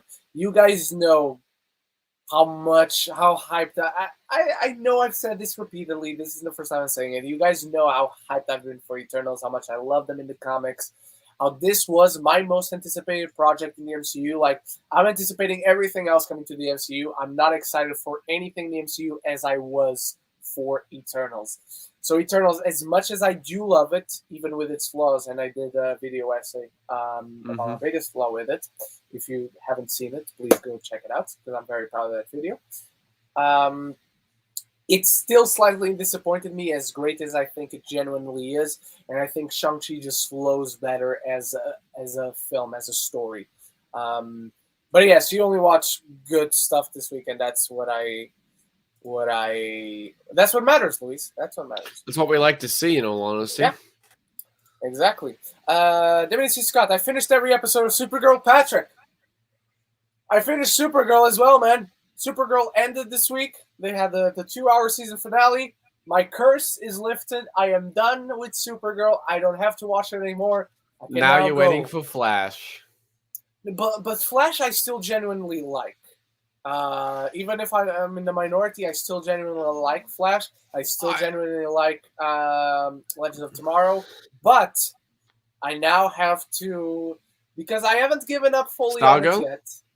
No, Stargirl I've given up. Stargirl I've given up on. Batwoman. I have to start the third season of Batwoman. So at least give it a shot. If I give up, I'll let you know I'll give up. Okay. Stargirl, I was like, I watched the first episode of season 2, and I was like, okay, I'm done. I couldn't get past like the first season of Supergirl, so in all honesty, I haven't continued since season 1. Oh man, I think those CW shows. I didn't like the first season of Supergirl. It was all right. I think. I think season 2 is better than season 1. Okay. And after that, it only goes down. So you have not seen the worst of Supergirl, I can guarantee. Right, yeah. Well, I'm glad I stopped when I did, because in all honesty, I love the first 4 or even I'd say 5 seasons of Flash. That's it with the CW shows. Maybe even season 1 or 2 of Arrow. But I just couldn't get into everything else. It just, I don't know, it didn't interest me that much. I haven't even started Lucifer, for fuck's sake. Yeah. Lucifer is unrelated, by the way. I tried Lucifer at the time it came out when it was still the first season that was Fox. I gave it a shot and I was like, that just doesn't interest me, so I dropped it. Arrow, I saw it from the beginning. I followed all the way through the end. There's one season of Arrow I don't like. Not that the show is perfect. Certainly not. There's an entire season I don't like. But Arrow, I do really love overall. Flash, I do really like. 4th season of The Flash is awful. It seems like the 4th seasons of these shows are the absolute worst every time. Yeah, it tends to be like that because the only show of this nature that I consistently loved, even if in its bad season, it's not even a CW show by any means. It's just a show that I believe is like produced by the same people, and that's Grimm, based on the Grimm's brothers. I love Grimm. Never saw that show. It's one that like the premise very much interests me, but I've never seen it. Good. It's so good. I highly recommend you check it out if you get the chance. What is it? Season 4, once again, is the low point of the show, and even season 5 isn't I'm sensing a pattern. But the thing is, even in those bad seasons, the story was at least interesting enough to keep you invested. Unfortunately, though, it got cancelled because viewers and everything started dropping the ball, and it didn't get the ratings as it usually did, which is disappointing because it did have one more season in the bag, and then we don't have a conclusive ending for the show, in my opinion. Oh, we don't. No. I'm hesitant now. It's a Firefly. It's a Firefly situation. You will never have a conclusive ending. But Firefly at least got a movie. Firefly. Yes, thank Christ, and I hope they do a movie. Which is one I have not seen in a long time, so I'm finding myself time to. Let's rewatch Firefly to rewatch Serenity. You know, now that you say that, I might pull out my Firefly Blu-ray and my 4K of fucking Serenity. I wouldn't blame you. All right, let's go with. Hey, Ren and crew. I love that you guys are a crew. I love Disney Plus Day yesterday, but the Marvel content that's coming next year didn't get specific release dates. Why? And why there wasn't much announcements about Pixar and Star Wars? Luis, you're preaching to the choir, my brother. A ton of the Marvel announcements, they gave us like new announcements. Agatha House of Harkness, Spider-Man Fresh Pioneer, Marvel Zombies. Yeah, I was about to say Marvel but Zombies. A ton of the, like, X-Men's 97. Yeah, X-Men, but a ton of other stuff. Ms. Marvel, Moon Knight, She-Hulk. Yes, we did get quick glimpses, quick looks, fine. But as far as when they're coming, it was all stuff like coming soon to Disney Plus, coming soon to, and I'm like, I know this. I know they're coming soon to Disney Plus. That's why I wanted to watch this today to get an update on how soon they're coming to Disney Plus. Isn't the only thing that was at Disney Plus that we have a conclusive release date for is the Kenobi series coming fall 2022? Yeah. That's the only thing we have conclusive. And supposedly Andor got pushed back to the final quarter of next year. I think it got pushed back to I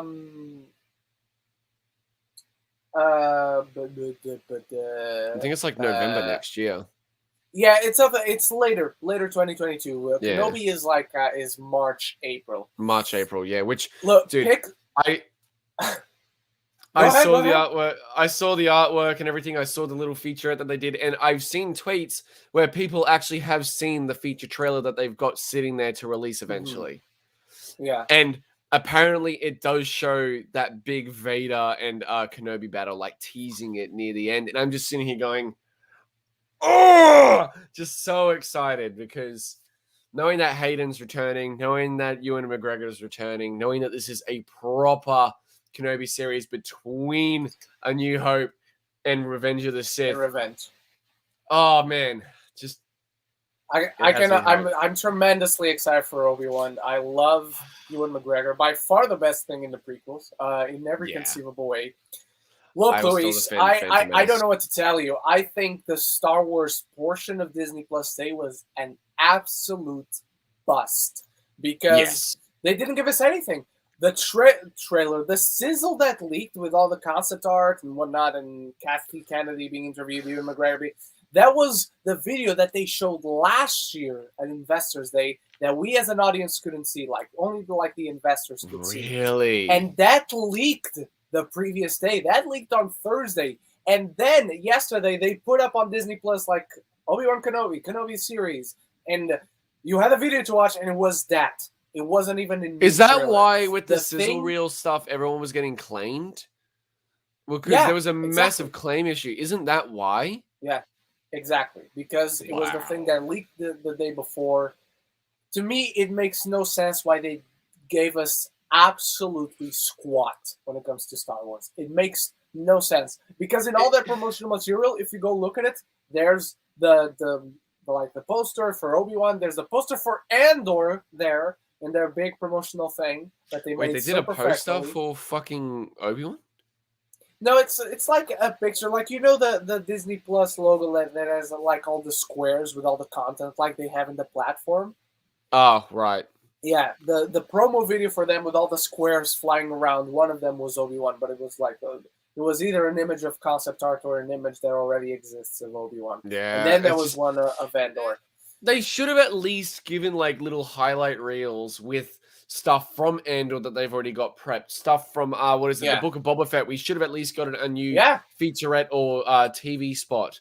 I know they want to keep Book of exactly, or stuff in regards to early stages of writing with Mando season 3, because I know they're doing pre-production for that right now. Yeah. They should have done stuff with droids. What the fuck is happening with that? Like Ahsoka, because I know that's apparently started production or something. I don't. Yeah, as you said, Star Wars was a bust. It was Star Wars was a fucking and even Pixar. I think Pixar was the studio that had the excuse to not give us anything because there's just not much from Pixar coming to Disney Plus specifically. Because remember, yesterday was for Disney Plus. Was nothing about the theatrical releases coming soon, which is perfectly fine. Focus on your streaming service. That's what you want to sell. That's what you want to get the subscriber numbers up. The Pixar had a little cute video that they promote a show I'm very excited to see. The Win or Lose. No, because that's Disney proper. But they did announce the Baymax show, which I'm very curious about. The Win or Lose thing, where you're going to follow, I think it's a softball team, and every episode you follow a different character and the choices they have to make and what they gain with each choice, what they lose with it. It's a very interesting concept, and it excites me. Yeah. That's fascinating. Yeah, and it excites me not only because, Pixar is doing this, but also it's the first thing Pixar is doing outside of their films, because they've done shows. There are shows from Pixar out now on Disney Plus. But they always come from Up or from Cars. And they announced another fucking Cars show. Jesus Christ. Fuck off. I don't give a shit about Cars. Me neither. But the ton of stuff that they have on Disney Plus, which I personally haven't checked out, but I do want to check out Doug Days. It's all stuff that's coming from their films. But it's finally something that they're doing original. And I cannot wait to see it. But even so, it's something that did not justify 5 minutes of a thing celebrating Disney Plus Day. So I don't know what to tell you, Luis. You know what? It's disappointing to me as it is to you. Go ahead, Patrick. The most fun, I think, teaser they provided us for anything at Disney Plus Day was the one with Warwick Davis going around to all the cast members for Willow. That's the one I didn't see because I've never seen Willow. So I totally believe you. I totally believe there you. was nothing in regards to footage. Okay. There was nothing regarding footage for the show, but it showed us the camaraderie, at least, that all the cast members, including Warwick Davis, have. I like that. And and I'm like, that's all I need. That's all I need. Don't even give me a trailer. Don't give me a poster. I'm gonna fucking watch this now, purely because I can tell the cast are gonna work so well together due to just this little fucking 5-minute teaser of them just talking. Yeah, it was great. All right. I do need to watch Willow before the show comes out. Eric Thorpe, weekly ranking. Number 1, Game of Thrones Season 1, episodes 4 through 10. Number 2, Eternals. Number 3, What If, episodes 8 and 9. Number 4, Better Call Saul Season 2, episodes 5 and 6. Number 5, Army of Thieves. Number 6, Deep Rising. Don't know what that one is. Number 7, Foundation Season 1, Episode 7 through 8. I still need to watch Foundation. I'm a big fan of heady sci-fi. And two of my favorite movies of the year, Dune and Eternals, are very much heady sci-fi. I cannot wait to watch that one. My friend's father is a massive fan of Foundation's author. Foundation. Not the show, but the author of the book. Okay. The book series, and because Foundation and many other of the author's books actually inspired Star Trek and Star Wars. Which makes total sense. From the little I've seen. Heavily inspired them, along with stuff like Dune. Actually, he's one of the greatest science fiction writers of all time, Asimov. Isaac Asimov. I think he has actually been regarded as the best, sci-fi novelist of all time. It's either him or Philip K. Dick, really. Yeah, and I'm very upset that I haven't been able to watch Foundation yet, because I do love the books and Isaac Asimov myself. I've come to really appreciate his work, and I'm really hoping the show's good. I really fucking hope. I hope they haven't butchered it. From the little I've seen, I've heard it's very faithful to the point it has pushed people who are not very much into heady sci-fi away. Like, it's very building those plots like the first. And I haven't seen anything. This is just like what I've heard. Asimov is known for that, though. He's very well known for really trusting the audience to pay attention for a long time and just waiting and waiting. Network 98, what do you guys think of the 80s Dune movie from David Lynch? So we've been asked this before. Last time we were asked this, you were on the show. Tessa was on the show. You guys are both here. I never seen it. I stayed away because I don't want to be spoiled for the evil. It's stupid. But Patrick, you saw it. Your quick thoughts on it. It's stupid, but you know what? It's fucking fun for the time, I guess. It's a capsule of the time it was released. It's a time capsule movie. Alrighty. It's like Tron. It's a capsule movie for the time. Yeah, that makes sense. So like the effects in that don't hold up. The story's nothing particularly well versed or anything especially in comparison to the new one. But you know what? It's a staple of the time.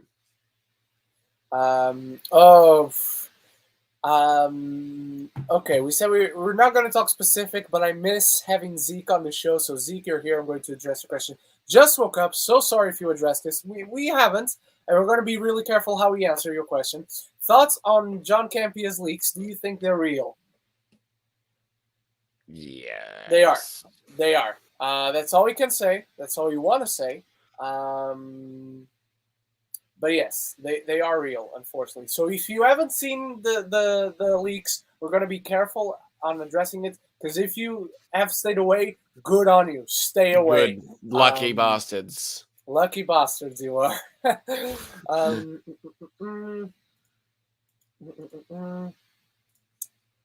Some people are saying the photos of you know what I'm talking about are real, and some are saying they aren't. Clarification: they are real. They're very real, and there are little things that you can look at in a photo to see if it's real or not. It's very easy to decipher. Yeah. Okay. Lydia Aaron asks, Patrick, what are your top 3 most anticipated movies for the rest of 2021? Resident Evil: Welcome to Raccoon City. Ooh. By the way, Patrick, before you go, I just contacted the people who are handling that over here, and they just told me they don't have screenings planned, which I know for a fact is not true. So Woo! That's a bad sign. It is a bad sign. Oh Because no! I know how excited you are for it. But everything I'm seeing just gives me so much hope as a fan of the games. Because I watched the featurette yesterday. They have little hidden details in the background. They're using the keys from the precinct in RE2. They've got literally the fucking healing items, herbs hidden in the background. They got blueprints from Capcom to recreate the sets. And that actually kind of annoys me. It's not a guarantee that it will be bad. It's just a bad sign. It's a bad sign. I want it to be so good. I want it to be good. I hope it is, even if you're the only person in the world who likes it. I hope you like it, man. Because I was curious. I wanted to get to the screening of this. Because I'm not going to be able to get a screening because I don't have a Sony contact because Sony fucking hates me. Because anytime I reach out to Sony, I get fucking ghosted. I know the feeling. Not with Sony specific. I've had luck with Sony specifically this week, and I'll announce why at the end of the show when we're saying goodbye. Yeah. I get the best luck with Lionsgate, Universal, and Warner Brothers. They're the three studios I have the best luck with. Warner Brothers is great. Lionsgate is great. Universal is half and half. Half and half, but here Universal and Warner Brothers actually. And Warner Brothers are the same, so yeah, it makes sense. Par and par. I'm gonna move to Australia. Yeah, it makes it so easy to get screenings here for Warner Brothers and Universal. Yeah. Lionsgate over here it's easy because Warner Brothers are one of the few. Lionsgate also does it. That's why they're easy. But over here, Warner Brothers is the one studio that handles all the screenings themselves. Like every other studio, you got to go through agencies and whatnot. And it just makes it a nightmare. Like Warner Brothers, you go to them, you get a response. Like that's the so same much here easier with Lionsgate. That's the same here with Lionsgate, Warner Brothers, and Universal. Whereas Sony, I believe over here, you have to go through a fucking agency. And I'm just sitting here going, my time is so strenuous. I don't have the time to be sending emails back and forth all fucking day. So I don't know. I'll just fucking join some critic association at some point whenever I find the time. And I'll be able to go, but I just don't care enough right now. But I do want to see Resident Evil. I just don't want to wait until the 9th of fucking December like we have to. Jesus. But what are the other two you've put on your top 3 most anticipated? Oh, yeah, sorry, my bad. No, I steered you away. No, that's all right. Let me actually check what's coming out the rest of the year because I'm going to talk Australian releases because we have a few movies that are not being released until next year for us. I know Spider-Man, there's Nightmare Alley from Guillermo del Toro. Yeah, we're not getting Nightmare Alley. Oh, really? Fuck. I've essentially seen everything for the rest of the year aside from Resident Evil and Spider-Man. I don't give a flying fuck about Matrix. I'm gonna say I'm not convinced either. I don't even like the first Matrix movie. If that is really? No, I don't. Okay. It's the same movie we've seen so many times before, just with better VFX and action. I don't believe for a second that Trinity will give Neo a kiss for him to then be the one to then wake up and she's like, I knew that I would fall in love with you from the fucking Prophet or whatever the fuck. Shut up. I don't care, Trinity. Just shut up. Fuck off. I guess I'm excited for West Side Story. Okay, I need to make something very clear. I'm very excited for West Side Story because, one, Steven Spielberg, for fuck's sake.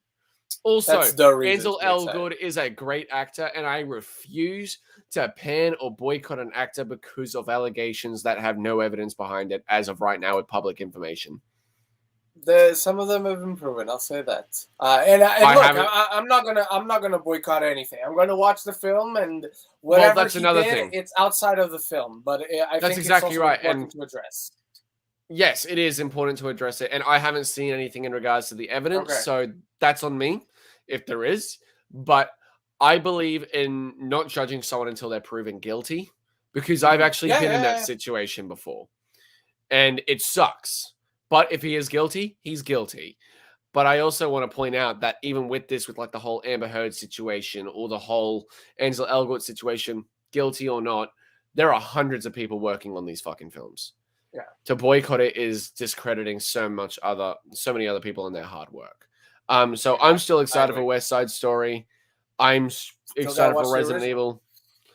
I love the original. It doesn't hold up as well as people might think, but it's still a really fun movie to sit down and watch. I watch it every year.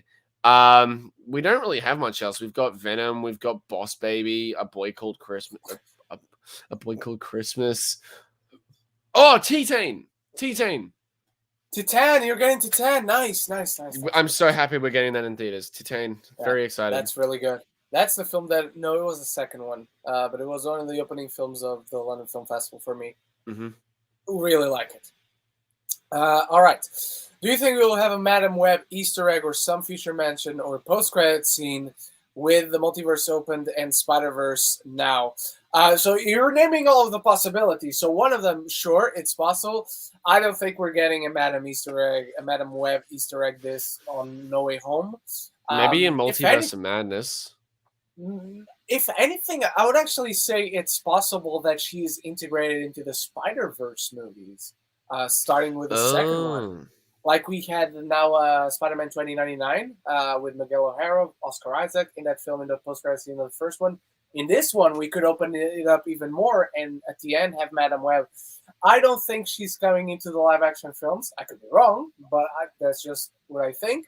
But it could happen with the Spider-Verse franchise. What do you think, Patrick? I think if it was to happen with anything, it probably would happen with Spider-Verse. Because I think what No Way Home will probably do with mid-credits is setting up anything for future MCU films regarding like Multiverse of Madness or any of the films slated for next year or even the shows to help out a bit. It's either that or the sort of filling in the gap if Tom does leave the MCU as Spider-Man. So I don't see that Easter egg happening in a mid or post-credit scene. In that, but I do see it more or less being incorporated, as you said, into Across the Spider-Verse. I would actually really like it in Spider-Verse. You know why? Because the last time I saw Madam Web, personally, was in the finale of Spider-Man the Animated Series. And they could collage those two together and bring Christopher Barnes, something, I forget the voice actor's name, the Spider-Man from the animated series into Spider-Verse, and that would be fucking amazing. Man, that's something I want to see. I want to see the different animated Spider-Man series being called, intertwined with the Spider-Verse movies, especially when we're now getting Across the Spider-Verse, where it's going to be even broader. Exactly. Is that coming out next year? Next year, October 22nd. It's either early or October late next October. year. It's like mid to late October. Right. It's late October because it's the week after Halloween ends. Okay, yeah, so it's the 22nd, if I'm not mistaken. Yeah. 21st, right. because Halloween ends comes 21st? out because Halloween ends comes out the 14th. Okay. All right. Let's see. I do have the impression it's 20. So maybe you know the Australian release date I'm talking about. Oh, no, I'm going by the US release date because Australia gets movies on the 13th. Then you're probably right.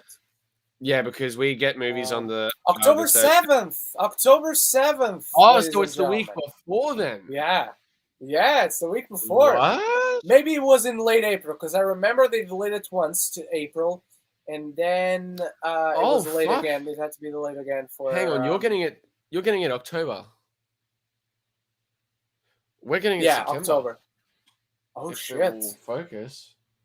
We're getting it the same as Mission Impossible. Holy shit! Almost a month early. Holy shit. Because it was April. It was scheduled for April, and then they had to move it to October. But yeah, wow. Interesting.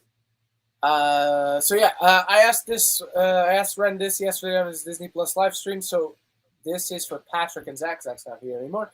What's your favorite Christmas movie of all time, Patrick? Die Hard. Correct. Die Hard. Correct answer. You will never be able to convince me it's not a Christmas movie. It is confirmed by the writer, Greg McTiernan. Greg McTiernan has openly said he wrote it as a Christmas movie and directed it as a Christmas movie. Sergeant Powell is a fucking legend of Christmas. Yeah.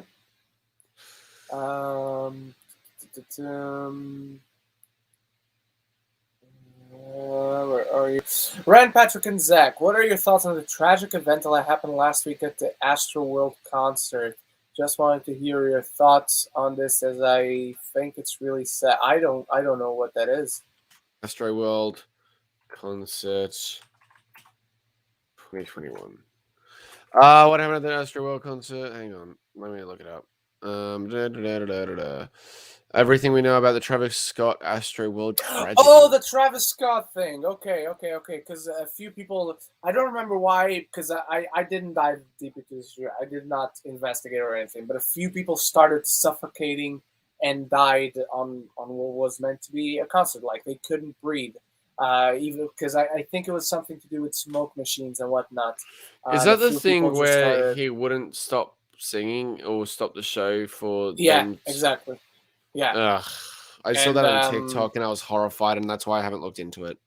and like it was 7 or 8 people or something like that that just suddenly dropped to the floor. Not suddenly, like the reason. But yeah, I didn't investigate too much into the situation there, and like you say, it's just sad. But that's all we can really talk about at the Yeah. moment.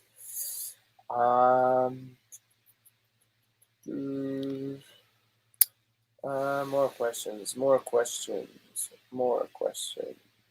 Uh, John Elite 45 for life. Elite for life. Yes. Hey guys, digging the Balor shirt, Ren. Thank you so much. Do you read comics before you watch the MCU movies or shows? Not like before WandaVision. I didn't pick up specific Wanda and Vision comic books, but I've always been a comic book guy. I've always read a lot into these characters. Like Miss Marvel was never a run I specifically followed. I've read about Miss Marvel when she's in the Tournament of Champions and she's in New Avengers and she has adventures with Sam Alexander Nova and Miles Morales and whatnot. But I don't go before shows or movies. I don't specifically get, okay, let me get a Moon Knight comic specifically because I love Moon Knight. I already have a shit ton of his comics. That was a bad example. Like when She-Hulk comes out, I'm not going to specifically go and buy She-Hulk runs to get acquainted. These are characters that personally I already know. But if you're not someone who has been in the comics, it's actually an interesting question. If you're actually someone who's not too much into the comics, just know like the surface level of these characters, I think it'd be interesting to check like Tessa puts out a lot of these articles, like 10 comics or 5 comics to read before She-Hulk comes out. And you'll have lists like that. So if you're not too much into the comics, I think following lists like that and get yourself acquainted with the characters before, it's a nice, interesting experiment to then just know what you're going into. Not really to expect, okay, they have to be 100,000% faithful to what I just read, but get acquainted with what you can kind of expect with the world of these characters and whatnot. Anything to add, Patrick? I generally don't. I used to, but that's because I used to collect comic books a lot more when I was younger. In comparison to now, I just don't have the time to even read comic books anymore. Because of just, I'm doing YouTube editing and work full time, balancing them. It's a fucking nightmare. But with that as well, ever since starting YouTube, I've strongly believed in not needing to watch. Not needing to read a source material. Not needing homework. From. Not needing exactly. I shouldn't need to do homework before watching a movie that is adapting a source material. Excuse me, there. No worries. You shouldn't have to understand it, and if you don't understand, that's not your fault if they fail to convey what the story's key message and themes are. I agree with that. I agree with Patrick. I don't think you need you don't need to read the comics to watch the shows. And even with books, I wouldn't say it's the same thing, but I can't quite explain. For comics, for instance, I think if you want to read and get to know these characters, the version of them in the comics before the shows or movies, I think it's interesting. I can't quite justify why I don't think books are the same. Just because books don't necessarily have that much difference, necessarily. Like Dune is a pretty faithful adaptation. But it depends on what you're adapting, because Harry Potter was quite different in some cases in comparison to the movies. I know that Lord of the Rings in some cases was very different. Entire sequences were just ripped out that were initially vital to the story, but were altered to fit the movies, because the fucking Lord of the Rings books are huge. They're like fucking 800 pages each. But with books, I feel the exact same way because, again, I shouldn't have to do my homework. That's one of my biggest issues with The Rise of Skywalker. The fact that for me to understand so many things that Rise of Skywalker incorporated, I had to go and read the novella that was released like 2 months later. Like, are you serious? Yeah, and 2 months later. That's the key part of that sentence. It's the 2 months later part. It's not like you could do homework before watching the film. The homework isn't out yet. Exactly. It just doesn't make sense to me. And like, it's an argument I have with my mum all the fucking time because she loves 50 Shades, the movies and the books. And she's like, the books are so much better. That's complicated already. Like what that sentence entails. I'd rather use the fucking books as toilet paper, if I'm being honest. But the thing is, she always uses the argument of, if you read the book, you'll understand the movie more. And I'm like, no, I shouldn't have to read a fucking book to understand the movie. The movie should already do a good job of conveying it, but it doesn't. So. Yeah, exactly. All right. Lady Erin, speaking of accents, what is the best accent that an actor has done in a movie, and what's the worst accent that an actor has done in a movie? Accent, I have no idea, but probably every time Daniel Day-Lewis put on an accent, that's the best one ever. Mm-hmm. Worst one is easy. I can tell you the worst one off the top of my head. Tom Cruise in Far and Away. I love Tom Cruise. You guys know I love Tom Cruise. What is that? Tom Cruise. I will. You're gonna. I need you to check this out after the show. But it's Tom Cruise putting on an Irish accent. Just search on YouTube and you have the clips, the movie clips trailers account puts that up. It's Tom Cruise putting on an Irish accent. Potatoes. If you don't give me Lucky Charms, Tom Cruise is just going to jump off a fucking building and he's going to become a little Irish cunt. That's a better accent than he did. Far and Away. My best and worst would have to be a tie between one, because it was so bad, but it was so good at the same time because it's so entertaining. Okay. I don't even know what the accent's meant to be, but John Travolta in The Fanatic. Easy doing. What is that accent meant to be? I have no idea. Are you talking about the one? There's a specific part where he does a quote unquote British accent. Exactly, that's the one I'm talking about. Oh, okay. Welcome to LA, where dreams are made of. Poppycock. Can't talk now. I think in the context of the film, that's meant to be bad, though. I know. I don't know. But at the same time, it's like the best and the worst at the same time. Yeah, it's just, I get you. It's amazing. It's amazing. I can't talk right now. I gotta poop. That's the opening line of the movie, ladies and gentlemen. It's great. The first line. It's amazing. The fight with the the landlady? Oh no, the maid in the garden where she breaks her head open on the fountain. It's so funny. Hilarious. Absolutely amazing. I love that movie. Not for the reasons the movie wanted, but I love that. No, but Edward 98. Guys, you see Dexter New Blood. Never seen a single episode of Dexter in my life. Neither have I. Okay. So that was a quick one to get through. Okay, and people were voting on the things we were talking about. Movie fans really excited for Miss Marvel. Slight thumbs up for Miss Marvel.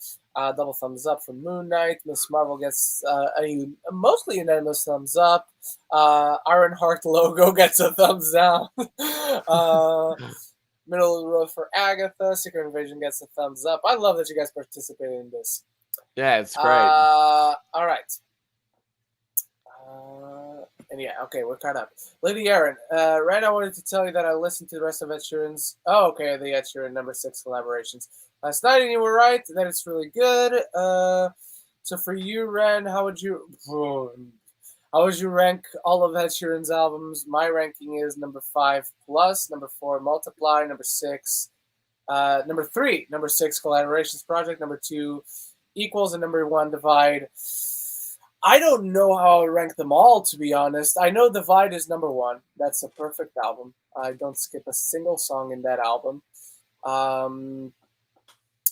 Number 6 would probably be my number 3. I don't know if I'd put Multiply or Equals in number 2, because it's been a while. But Divide is number 1. That's all I care about. Divide is number 1. Patrick, are you a fan, or can we just move on? I know like 3 Ed Sheeran songs, which is I See Fire, Galway Girl Galway and Girl is great. what is it? What is it called? The song where it's like we found love right where we are. Perfect. No. I don't bloody know. Yeah, don't worry about it. I know I don't know the song by name, but I think his favorite of Okay. mine is "I See Fire" because it's just fucking. Okay. It's a perfect fucking song. It's a great song. All right, I was just searching for the 202. Gico EP, what are your most underrated and overrated films of the year so far? Underrated Eternals and Tomorrow War. Stupid but fun. That's exactly the best way to put it. I had a ton of fun Which one? with Tomorrow War. Overrated. Zack Snyder's Justice League. Sorry, Eric. Last Night in Soho. Oh, I liked it, but someone notes supporting characters in a messy third. Okay. And Barb and Star. Annoying. Don't get the hype. Barb and Star was really enjoyable for how stupid it was for me, but I definitely get where you're coming from on that one. Underrated, I would have to put Eternals on that. Last Night in Soho actually is becoming underrated in my mind because it's a curious one. It's a curious one because then when I saw it at the festival, I came out and I agreed with my fellow friends and fellow critics that we saw it at the festival. But I don't think the issues in the third act damage the film that much. I didn't think find there are any issues personally. I thought the third act was just beautiful. I wish. How can I say this without spoiling for people who haven't seen it? Because there are a ton of people who haven't seen it because it flopped hard, unfortunately. I know, which I'm really sad about. But the moment with the tea in the third act. Yep. I wish there was not an attempt to kill, but rather a genuine conversation between those two characters. Because to me, it didn't make sense that character would try to kill the other character only to immediately retract from that, like 2 minutes later. Not just that, I think it just just sat there to be an inconvenience for the character climbing up the stairs. Exactly. I wish there was a conversation like, oh, you know the truth, and they talk. Am I the only one who didn't see the twist coming, by the way? I called the one you see on the letter that is revealed when you see the name on the letter. The final twist, like the identity twist. Yeah. The other one, the Matt Smith twist. That was interesting. I did not see that coming. I was like, shit. Because the trailers sell you on that, and throughout the whole thing, I was like, they do look alike. I never realized how much those two look alike. The one I did put together really, really fast, literally less than halfway through the movie, was the one where character hit Street dead. Hit Street dead, who they were in, trying not to give spoilers here, but you know who I'm talking about. The secret British actor that was in the film. Yeah. Okay. Yeah. Okay. Yeah. So, but yeah, those two are underrated. Overrated. What do I think? Power of the Dog to me is extremely overrated. That film is perfectly fine. The performances are really good. The film itself, I did not like it that much. Gotta tell you right now, it's very middle of the road for me. Very overrated. I don't get like the oh my god, Power of the Dog is one of the best movies of the year. It's not. It's not. What about you, Patrick? Underrated, definitely going to have Eternals on there. You know what? Spiral. I know a lot of people have this really bad misconception with the Saw series, and I'll defend it forever, but taking my fandom away from Saw, I think Spiral does a really good job of not just being a good entry in the series, but being a genuine film, or at least attempting to be one. Taking my obvious bias to the series aside, pushing that away, I do think it actually does a good job of at least being a legitimate attempt. And afterwards, we've had announced that we're getting a Spiral 2 and another Jigsaw movie. I don't know how Jigsaw will fucking turn out, but oh well. And another fucking Saw video game. Fuck off. I don't need any more of those. I already sat through two of them. They're terrible. As for overrated, though... Yeah, I couldn't find it. I mean, I found one overrated, but that's it. I could say I guess I'm gonna go with show because there aren't any movies this year that are overrated in my opinion. I think they've been pretty spot on, and overrated and underrated is a term I use very lightly because film is so subjective. Yeah. But if there was one series or movie that kind of I didn't understand where people were coming from in regards to the hype behind it, I'd say Loki. Oh wow, that one I did disagree not. with. I personally didn't love Loki at all. I thought it was just okay, but I just didn't understand the hype. I thought it was just kind of there. Tom Hiddleston once man. again is great in the role, but I mean, I didn't connect with anything else in it. Unfortunately, because it's one I was excited for, and I love the theme. I love the fucking theme, but Dun, dun, dun, dun, dun, dun, dun, dun. Yeah. It's amazing. The score is great. It's amazing. Movie fan, Ren, Eternal spoilers next week? Yes. This week, obviously, I said last week that we're going to do spoilers this week, but Disney Plus Day. And Zach's not here. So next week, we'll dedicate a topic to the future of the MCU regarding those post-credit scenes. I think the biggest spoiler of the movie is Cersei sticking her penis up a deviant's asshole. Metaphorically, kind of happens. Well, metaphorically, we won't elaborate on that. That is what I was referring to. I'm so happy that you actually understood that. Took me a minute, but then I was like, I mean, metaphorically.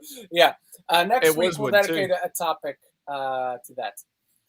Tony Movie Chappie, Ren and Patrick, thoughts on Doctor Strange and Multiverse of Madness going through some major reshoots? Is this a bad sign? No, it's not. It's unusual how big the reshoots are, but this is also a big movie. Like, I'd say you guys have no idea. I would say so. Like, not Endgame necessarily, but an Avengers movie by nature, it's bigger than the rest of the MCU. I'd say it's bigger than this is a bigger. Yeah, it's bigger than with the stuff I know, guys. There's a ton of information that is not out there yet, thankfully. So start muting the words on Twitter. I've heard some stuff. This is a big movie. This is going to be a big movie. And one of the reasons they gave was that a lot of actors' schedules, they just didn't line up until now.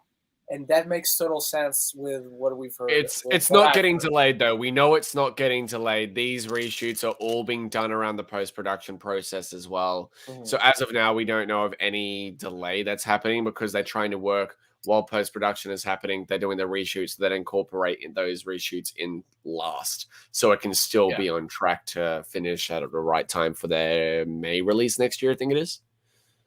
Yes, May. Because they recently just delayed. It was going to be March. But anyway, John Lover 1 supports the show with a super chat. Thank you so much, John Lover. I apologize for not seeing the super chat early. Patrick, show your shirt again because he couldn't see it properly. It's a Bakugo shirt. I'm going to take a comment off the screen. There it is. There you go. Bakugo shirt. It's his LED shirt. Yeah, it looks great. Yeah. It's him smashing his fist against his palm, not Patrick. Bakugo, and him telling Shoto and Midoriya to stop telling him what to do. Exactly. Dominician Scott. Ren, I have finished watching every episode of Supergirl. That is 6 years of my life. Dedication. What do you think? I think you and I suffer together, brother. Because I have also been watching Supergirl ever since it began. And now it's over. We're free. We can breathe. Not anything against these actors, because the actors I think are all very, very talented. I can look. I just told Patrick a bit ago. I told you guys this. Holy shit, we're at 2 hours and 15. We gotta finish this. Look, I love the actors. I believe everyone that makes these shows that is involved with them in any way does it with great intentions. I cannot wait to see Grant Gustin be rid of the Flash and for the Flash to finish, because that kid has got chops. That kid with the right agent, with the right projects, could be an Academy Award level actor. Grant Gustin could. Mm-hmm. I truly believe that. And I love Stephen Amell. I haven't seen Stephen Amell show me he could be an Academy Award level actor. But Grant brother Gustin has though. His brother Robbie's really good. His cousin. Oh, cousin! I thought they were brothers. Yeah, excited to I was this. confused for a second. I was like, he has a brother, and then I started thinking Robbie, and then you said Robbie, so I was like, oh, okay. Okay. Robbie's really good. I I'm do excited like to see this, Steven more than Chris. Robbie. I do I like think Steven more than Steven's Robbie. overall a better actor, but Robbie's got some chops as well. And Robbie's you know got some what? chops. My Yeah. choice, I'm so happy about this, and I think I've said this before. For the new Resident Evil movie, my two biggest picks were Robbie Amell as Chris Redfield, and then Tom Hopper was also my choice for Albert Wesker. And they got both of them, and I'm just sitting Nice. here going, yes! And Tom Hopper is great. he's Hopper is perfect great. as I love Wesker. him since I can't wait. I love him Umbrella since Academy. Black Sails. Oh, I know thought you him were from gonna say Black Umbrella Sails. Academy. Yeah, he's great in Umbrella Academy. But I knew him before. That's why I was already excited to see him in Umbrella Academy because I knew him. Okay. And And he also had a small role in the Hitman's Wife's Bodyguard earlier this year as the. That's right, he did. You're right. I completely forgot about that, but he was one of the best parts of the film because the little scenes between him and Ryan Reynolds were actually really funny. Yeah. That movie was so trash. I was so excited for it. But you know what? I still enjoyed the fucking shit out of it. My mate and I laughed our asses off because it was so silly. I couldn't laugh. I at least wanted to laugh. I couldn't. I really couldn't. I had some popcorn at the time. But yeah. Where are we? Casalvisa, do you think Home Alone concept idea works these days with all social media platforms and mobile phones? Haven't seen the new one yet, so I don't know how they did. In that regard, this film works. It has no issues in that regard. They're very aware of it. Actually, there's an entire subplot to a particular character. Sorry for cutting you off there, Ren. With with one of the burglars. With the burglars' brother's wife. There's like an entire thing there for her regarding the whole social media modern day thing. And it's actually that's actually one of the best things. In that regards, the film works, I think. Yeah. And again, I don't think the film is good, but I'll tell you, it actually has some good ideas in it. There's some. The worst thing I can say about this film is that if you're ever going to watch a Home Alone film, you're going to watch the first one. You're not going to like it. This is certainly not the worst Home Alone film that is out there. And I have not even seen 4 and 5, but I would rank it above 3 for sure. 3, which was apparently, I found out the other day, Scarlett Johansson's first ever acting role. Yes, I mean, I don't know if it was her first ever, but I remember she's in it because I've seen that film a ton of times ever since I was a kid. It's so bad. This whole Russian spy sort of chip in the car thing. The traps were so lame too. Like, at least this one actually had some fun traps and then had the burglars begging for their lives. Like, even Home Alone 2, while it's a lazy recreation of that first film. Yeah, it's exactly the same thing. It has the heart and everything, though, of the first film, at least. Whereas this one, my biggest problem with it, it lacked the heart because there was like maybe 3 scenes of the mother. Yeah. I think it had a good heart, but in execution, it misses like with everything else, it misses the potential. Like the kid does learn a lesson, but it's more of a point A to point C kind of thing. You're missing the in between, the actual progression. You just have him turning from one thing into the next by the end of the film. Yeah, it was very jarring, and the whole reason behind why they were breaking into the house, I don't understand why you just don't walk up to the front door and be like, hey, can I have it back? Like, he's a fucking kid. Yeah.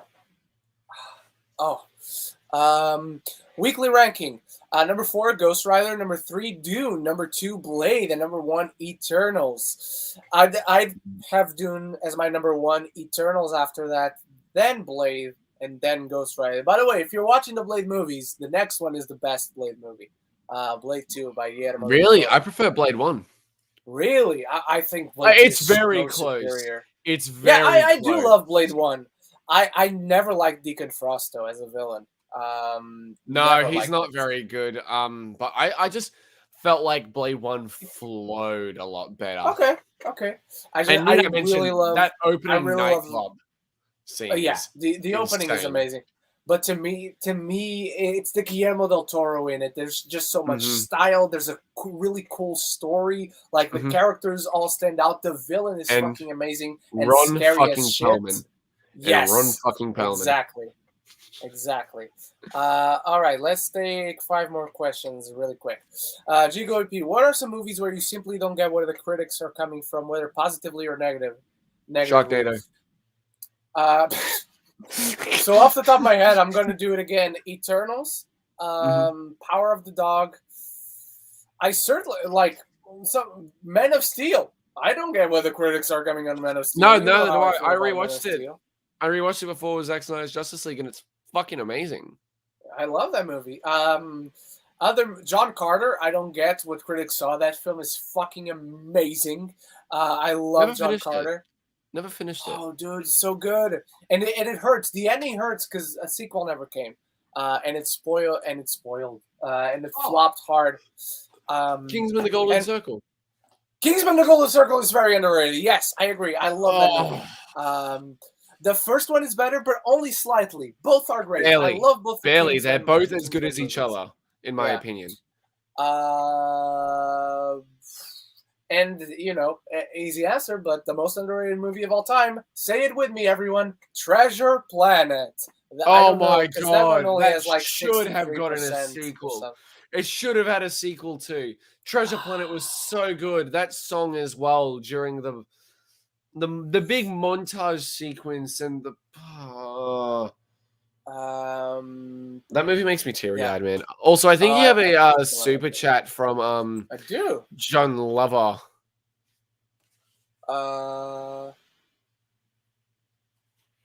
Wasn't it the one I brought up where he asks for your shirt? Yeah, it is that one. That's the only one I'm seeing. What are you reading? What are you reading on his super chat? He just commented at 2:50 a.m., which it's now 2:51 a.m. for me. Ren, I hope you read my super chat. Oh yeah, it's the one I brought up. It's the Patrick, show your tea again. Okay. I don't see properly. Yeah, that's I brought it up. Don't worry, John.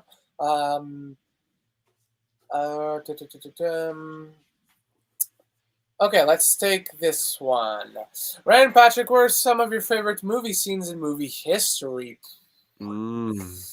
Lovely Night in La La Land. Portal scene in Avengers Endgame. Throne room fight between Luke and Vader in Return of the Jedi, the best Star Wars movie. Throne room fight in The Last Jedi. What else? Movies. Come to my mind. The battle between Commodus and Maximus in Gladiator. Okay.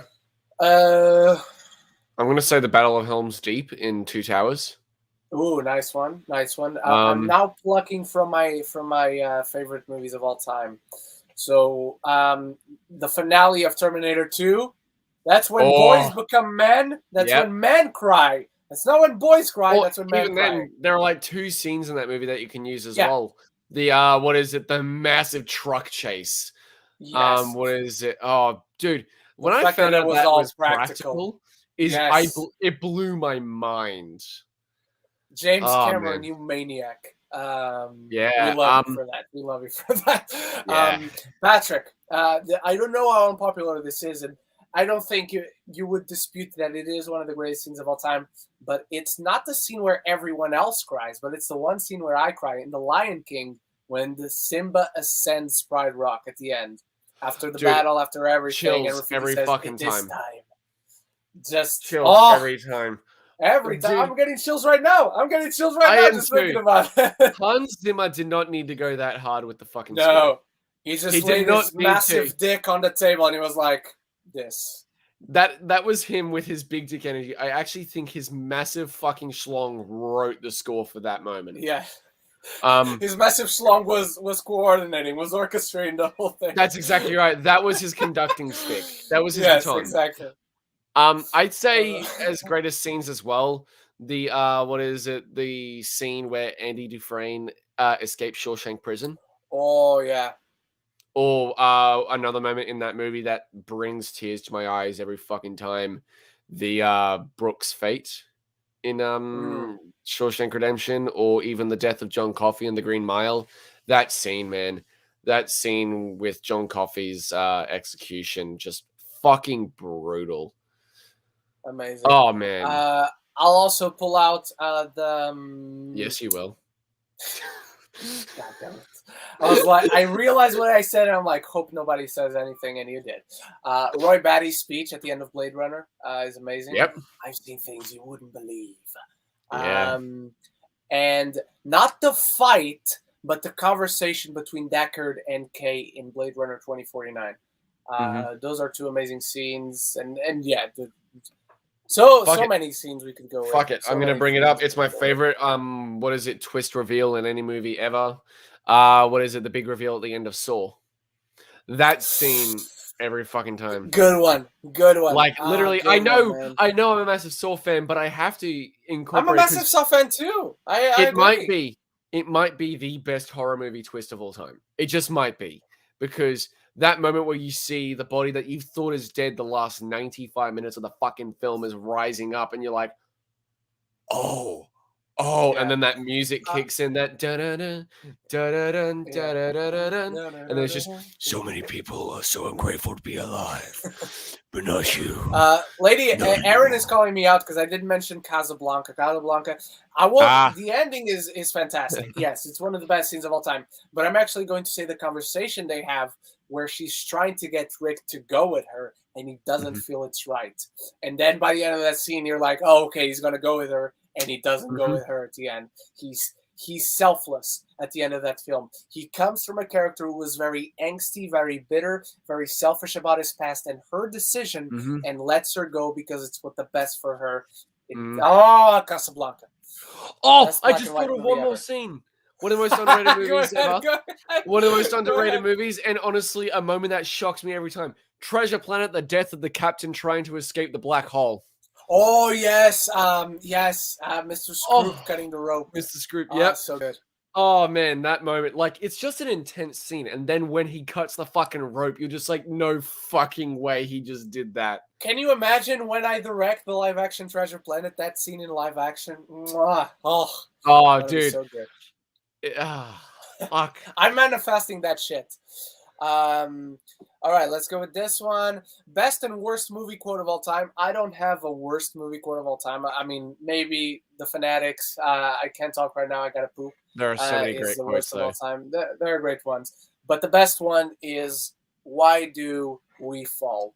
It's the one I have tattooed on my arm, and it's the one that means the most to me. So yeah, that's the best one for me. How about you, Patrick? Okay. Get busy living or get busy dying.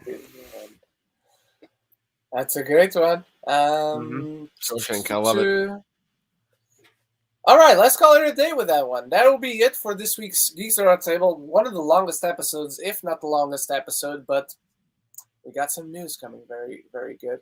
Yes, Eric from Batman Begins. Patrick, thank you for being on the show. Thank you for joining me today, for running other topics with me. Thank you, everyone on the chat. Thank you, John Lover, and thank you, Apis, for the super chat, for supporting the show. I was meant to give an update and talk about some things on the channel, but I'll leave that for next week. It will be a less busy show with less news, hopefully. But we're rumored to get the next Spider-Man trailer by next Friday. We are. But that's one topic. Like, we don't have to run around talking about 10 shows that were announced, hopefully next week. But Patrick, thank you for joining me this week. Where can people find you online, and what do you have coming up? So you can find me over on Twitter, Instagram, Snapchat, just at Patrick Barrow. My Instagram is just Patrick Barrow YT. My Twitter is just Barrow Patrick, at Barrow Patrick, or just look up my name. And my Snapchat is just Patrick_BURI. If you ever want to get in contact with me about anything, whether it's mental health or want to keep up to date with anything coming up soon, don't be afraid to reach out. I'm always available on social medias. You can also find me here on YouTube at Patrick Barrow. It's just my name, as you can see on the screen right now under my webcam. And this week, I've got movie reactions and TV reactions for Chucky Episode 3 and Chucky Episode 4, because I'm currently playing catch-up. I will also be posting, hopefully, a double reaction next weekend to my sister's reactions to Evil Dead 2013 and Sinister, as well as we will be recording her reactions to Final Destination and the Blair Witch Project. All right. You guys can find me everywhere at Ren Geekness, YouTube, Letterboxd, Twitter, and on Instagram at RenVR93. More of a personal account, but I always let you know what I'm watching, when I'm watching it. This week, what we got? We got Cowboy Bebop review for the Netflix show coming on Monday. We're dropping the entire season review. No spoilers. Tomorrow, I will be watching Ghostbusters Afterlife, so I think I'll be able to post a review for that tomorrow. Then Monday, I am watching the second episode of Wheel of Time before the season comes out. I saw the first episode last week. Monday, I'm watching the next one in IMAX, which is great. And then King Richard, I have a review for that already, but I will be watching that as well. So I'll direct you guys and bring up the review again.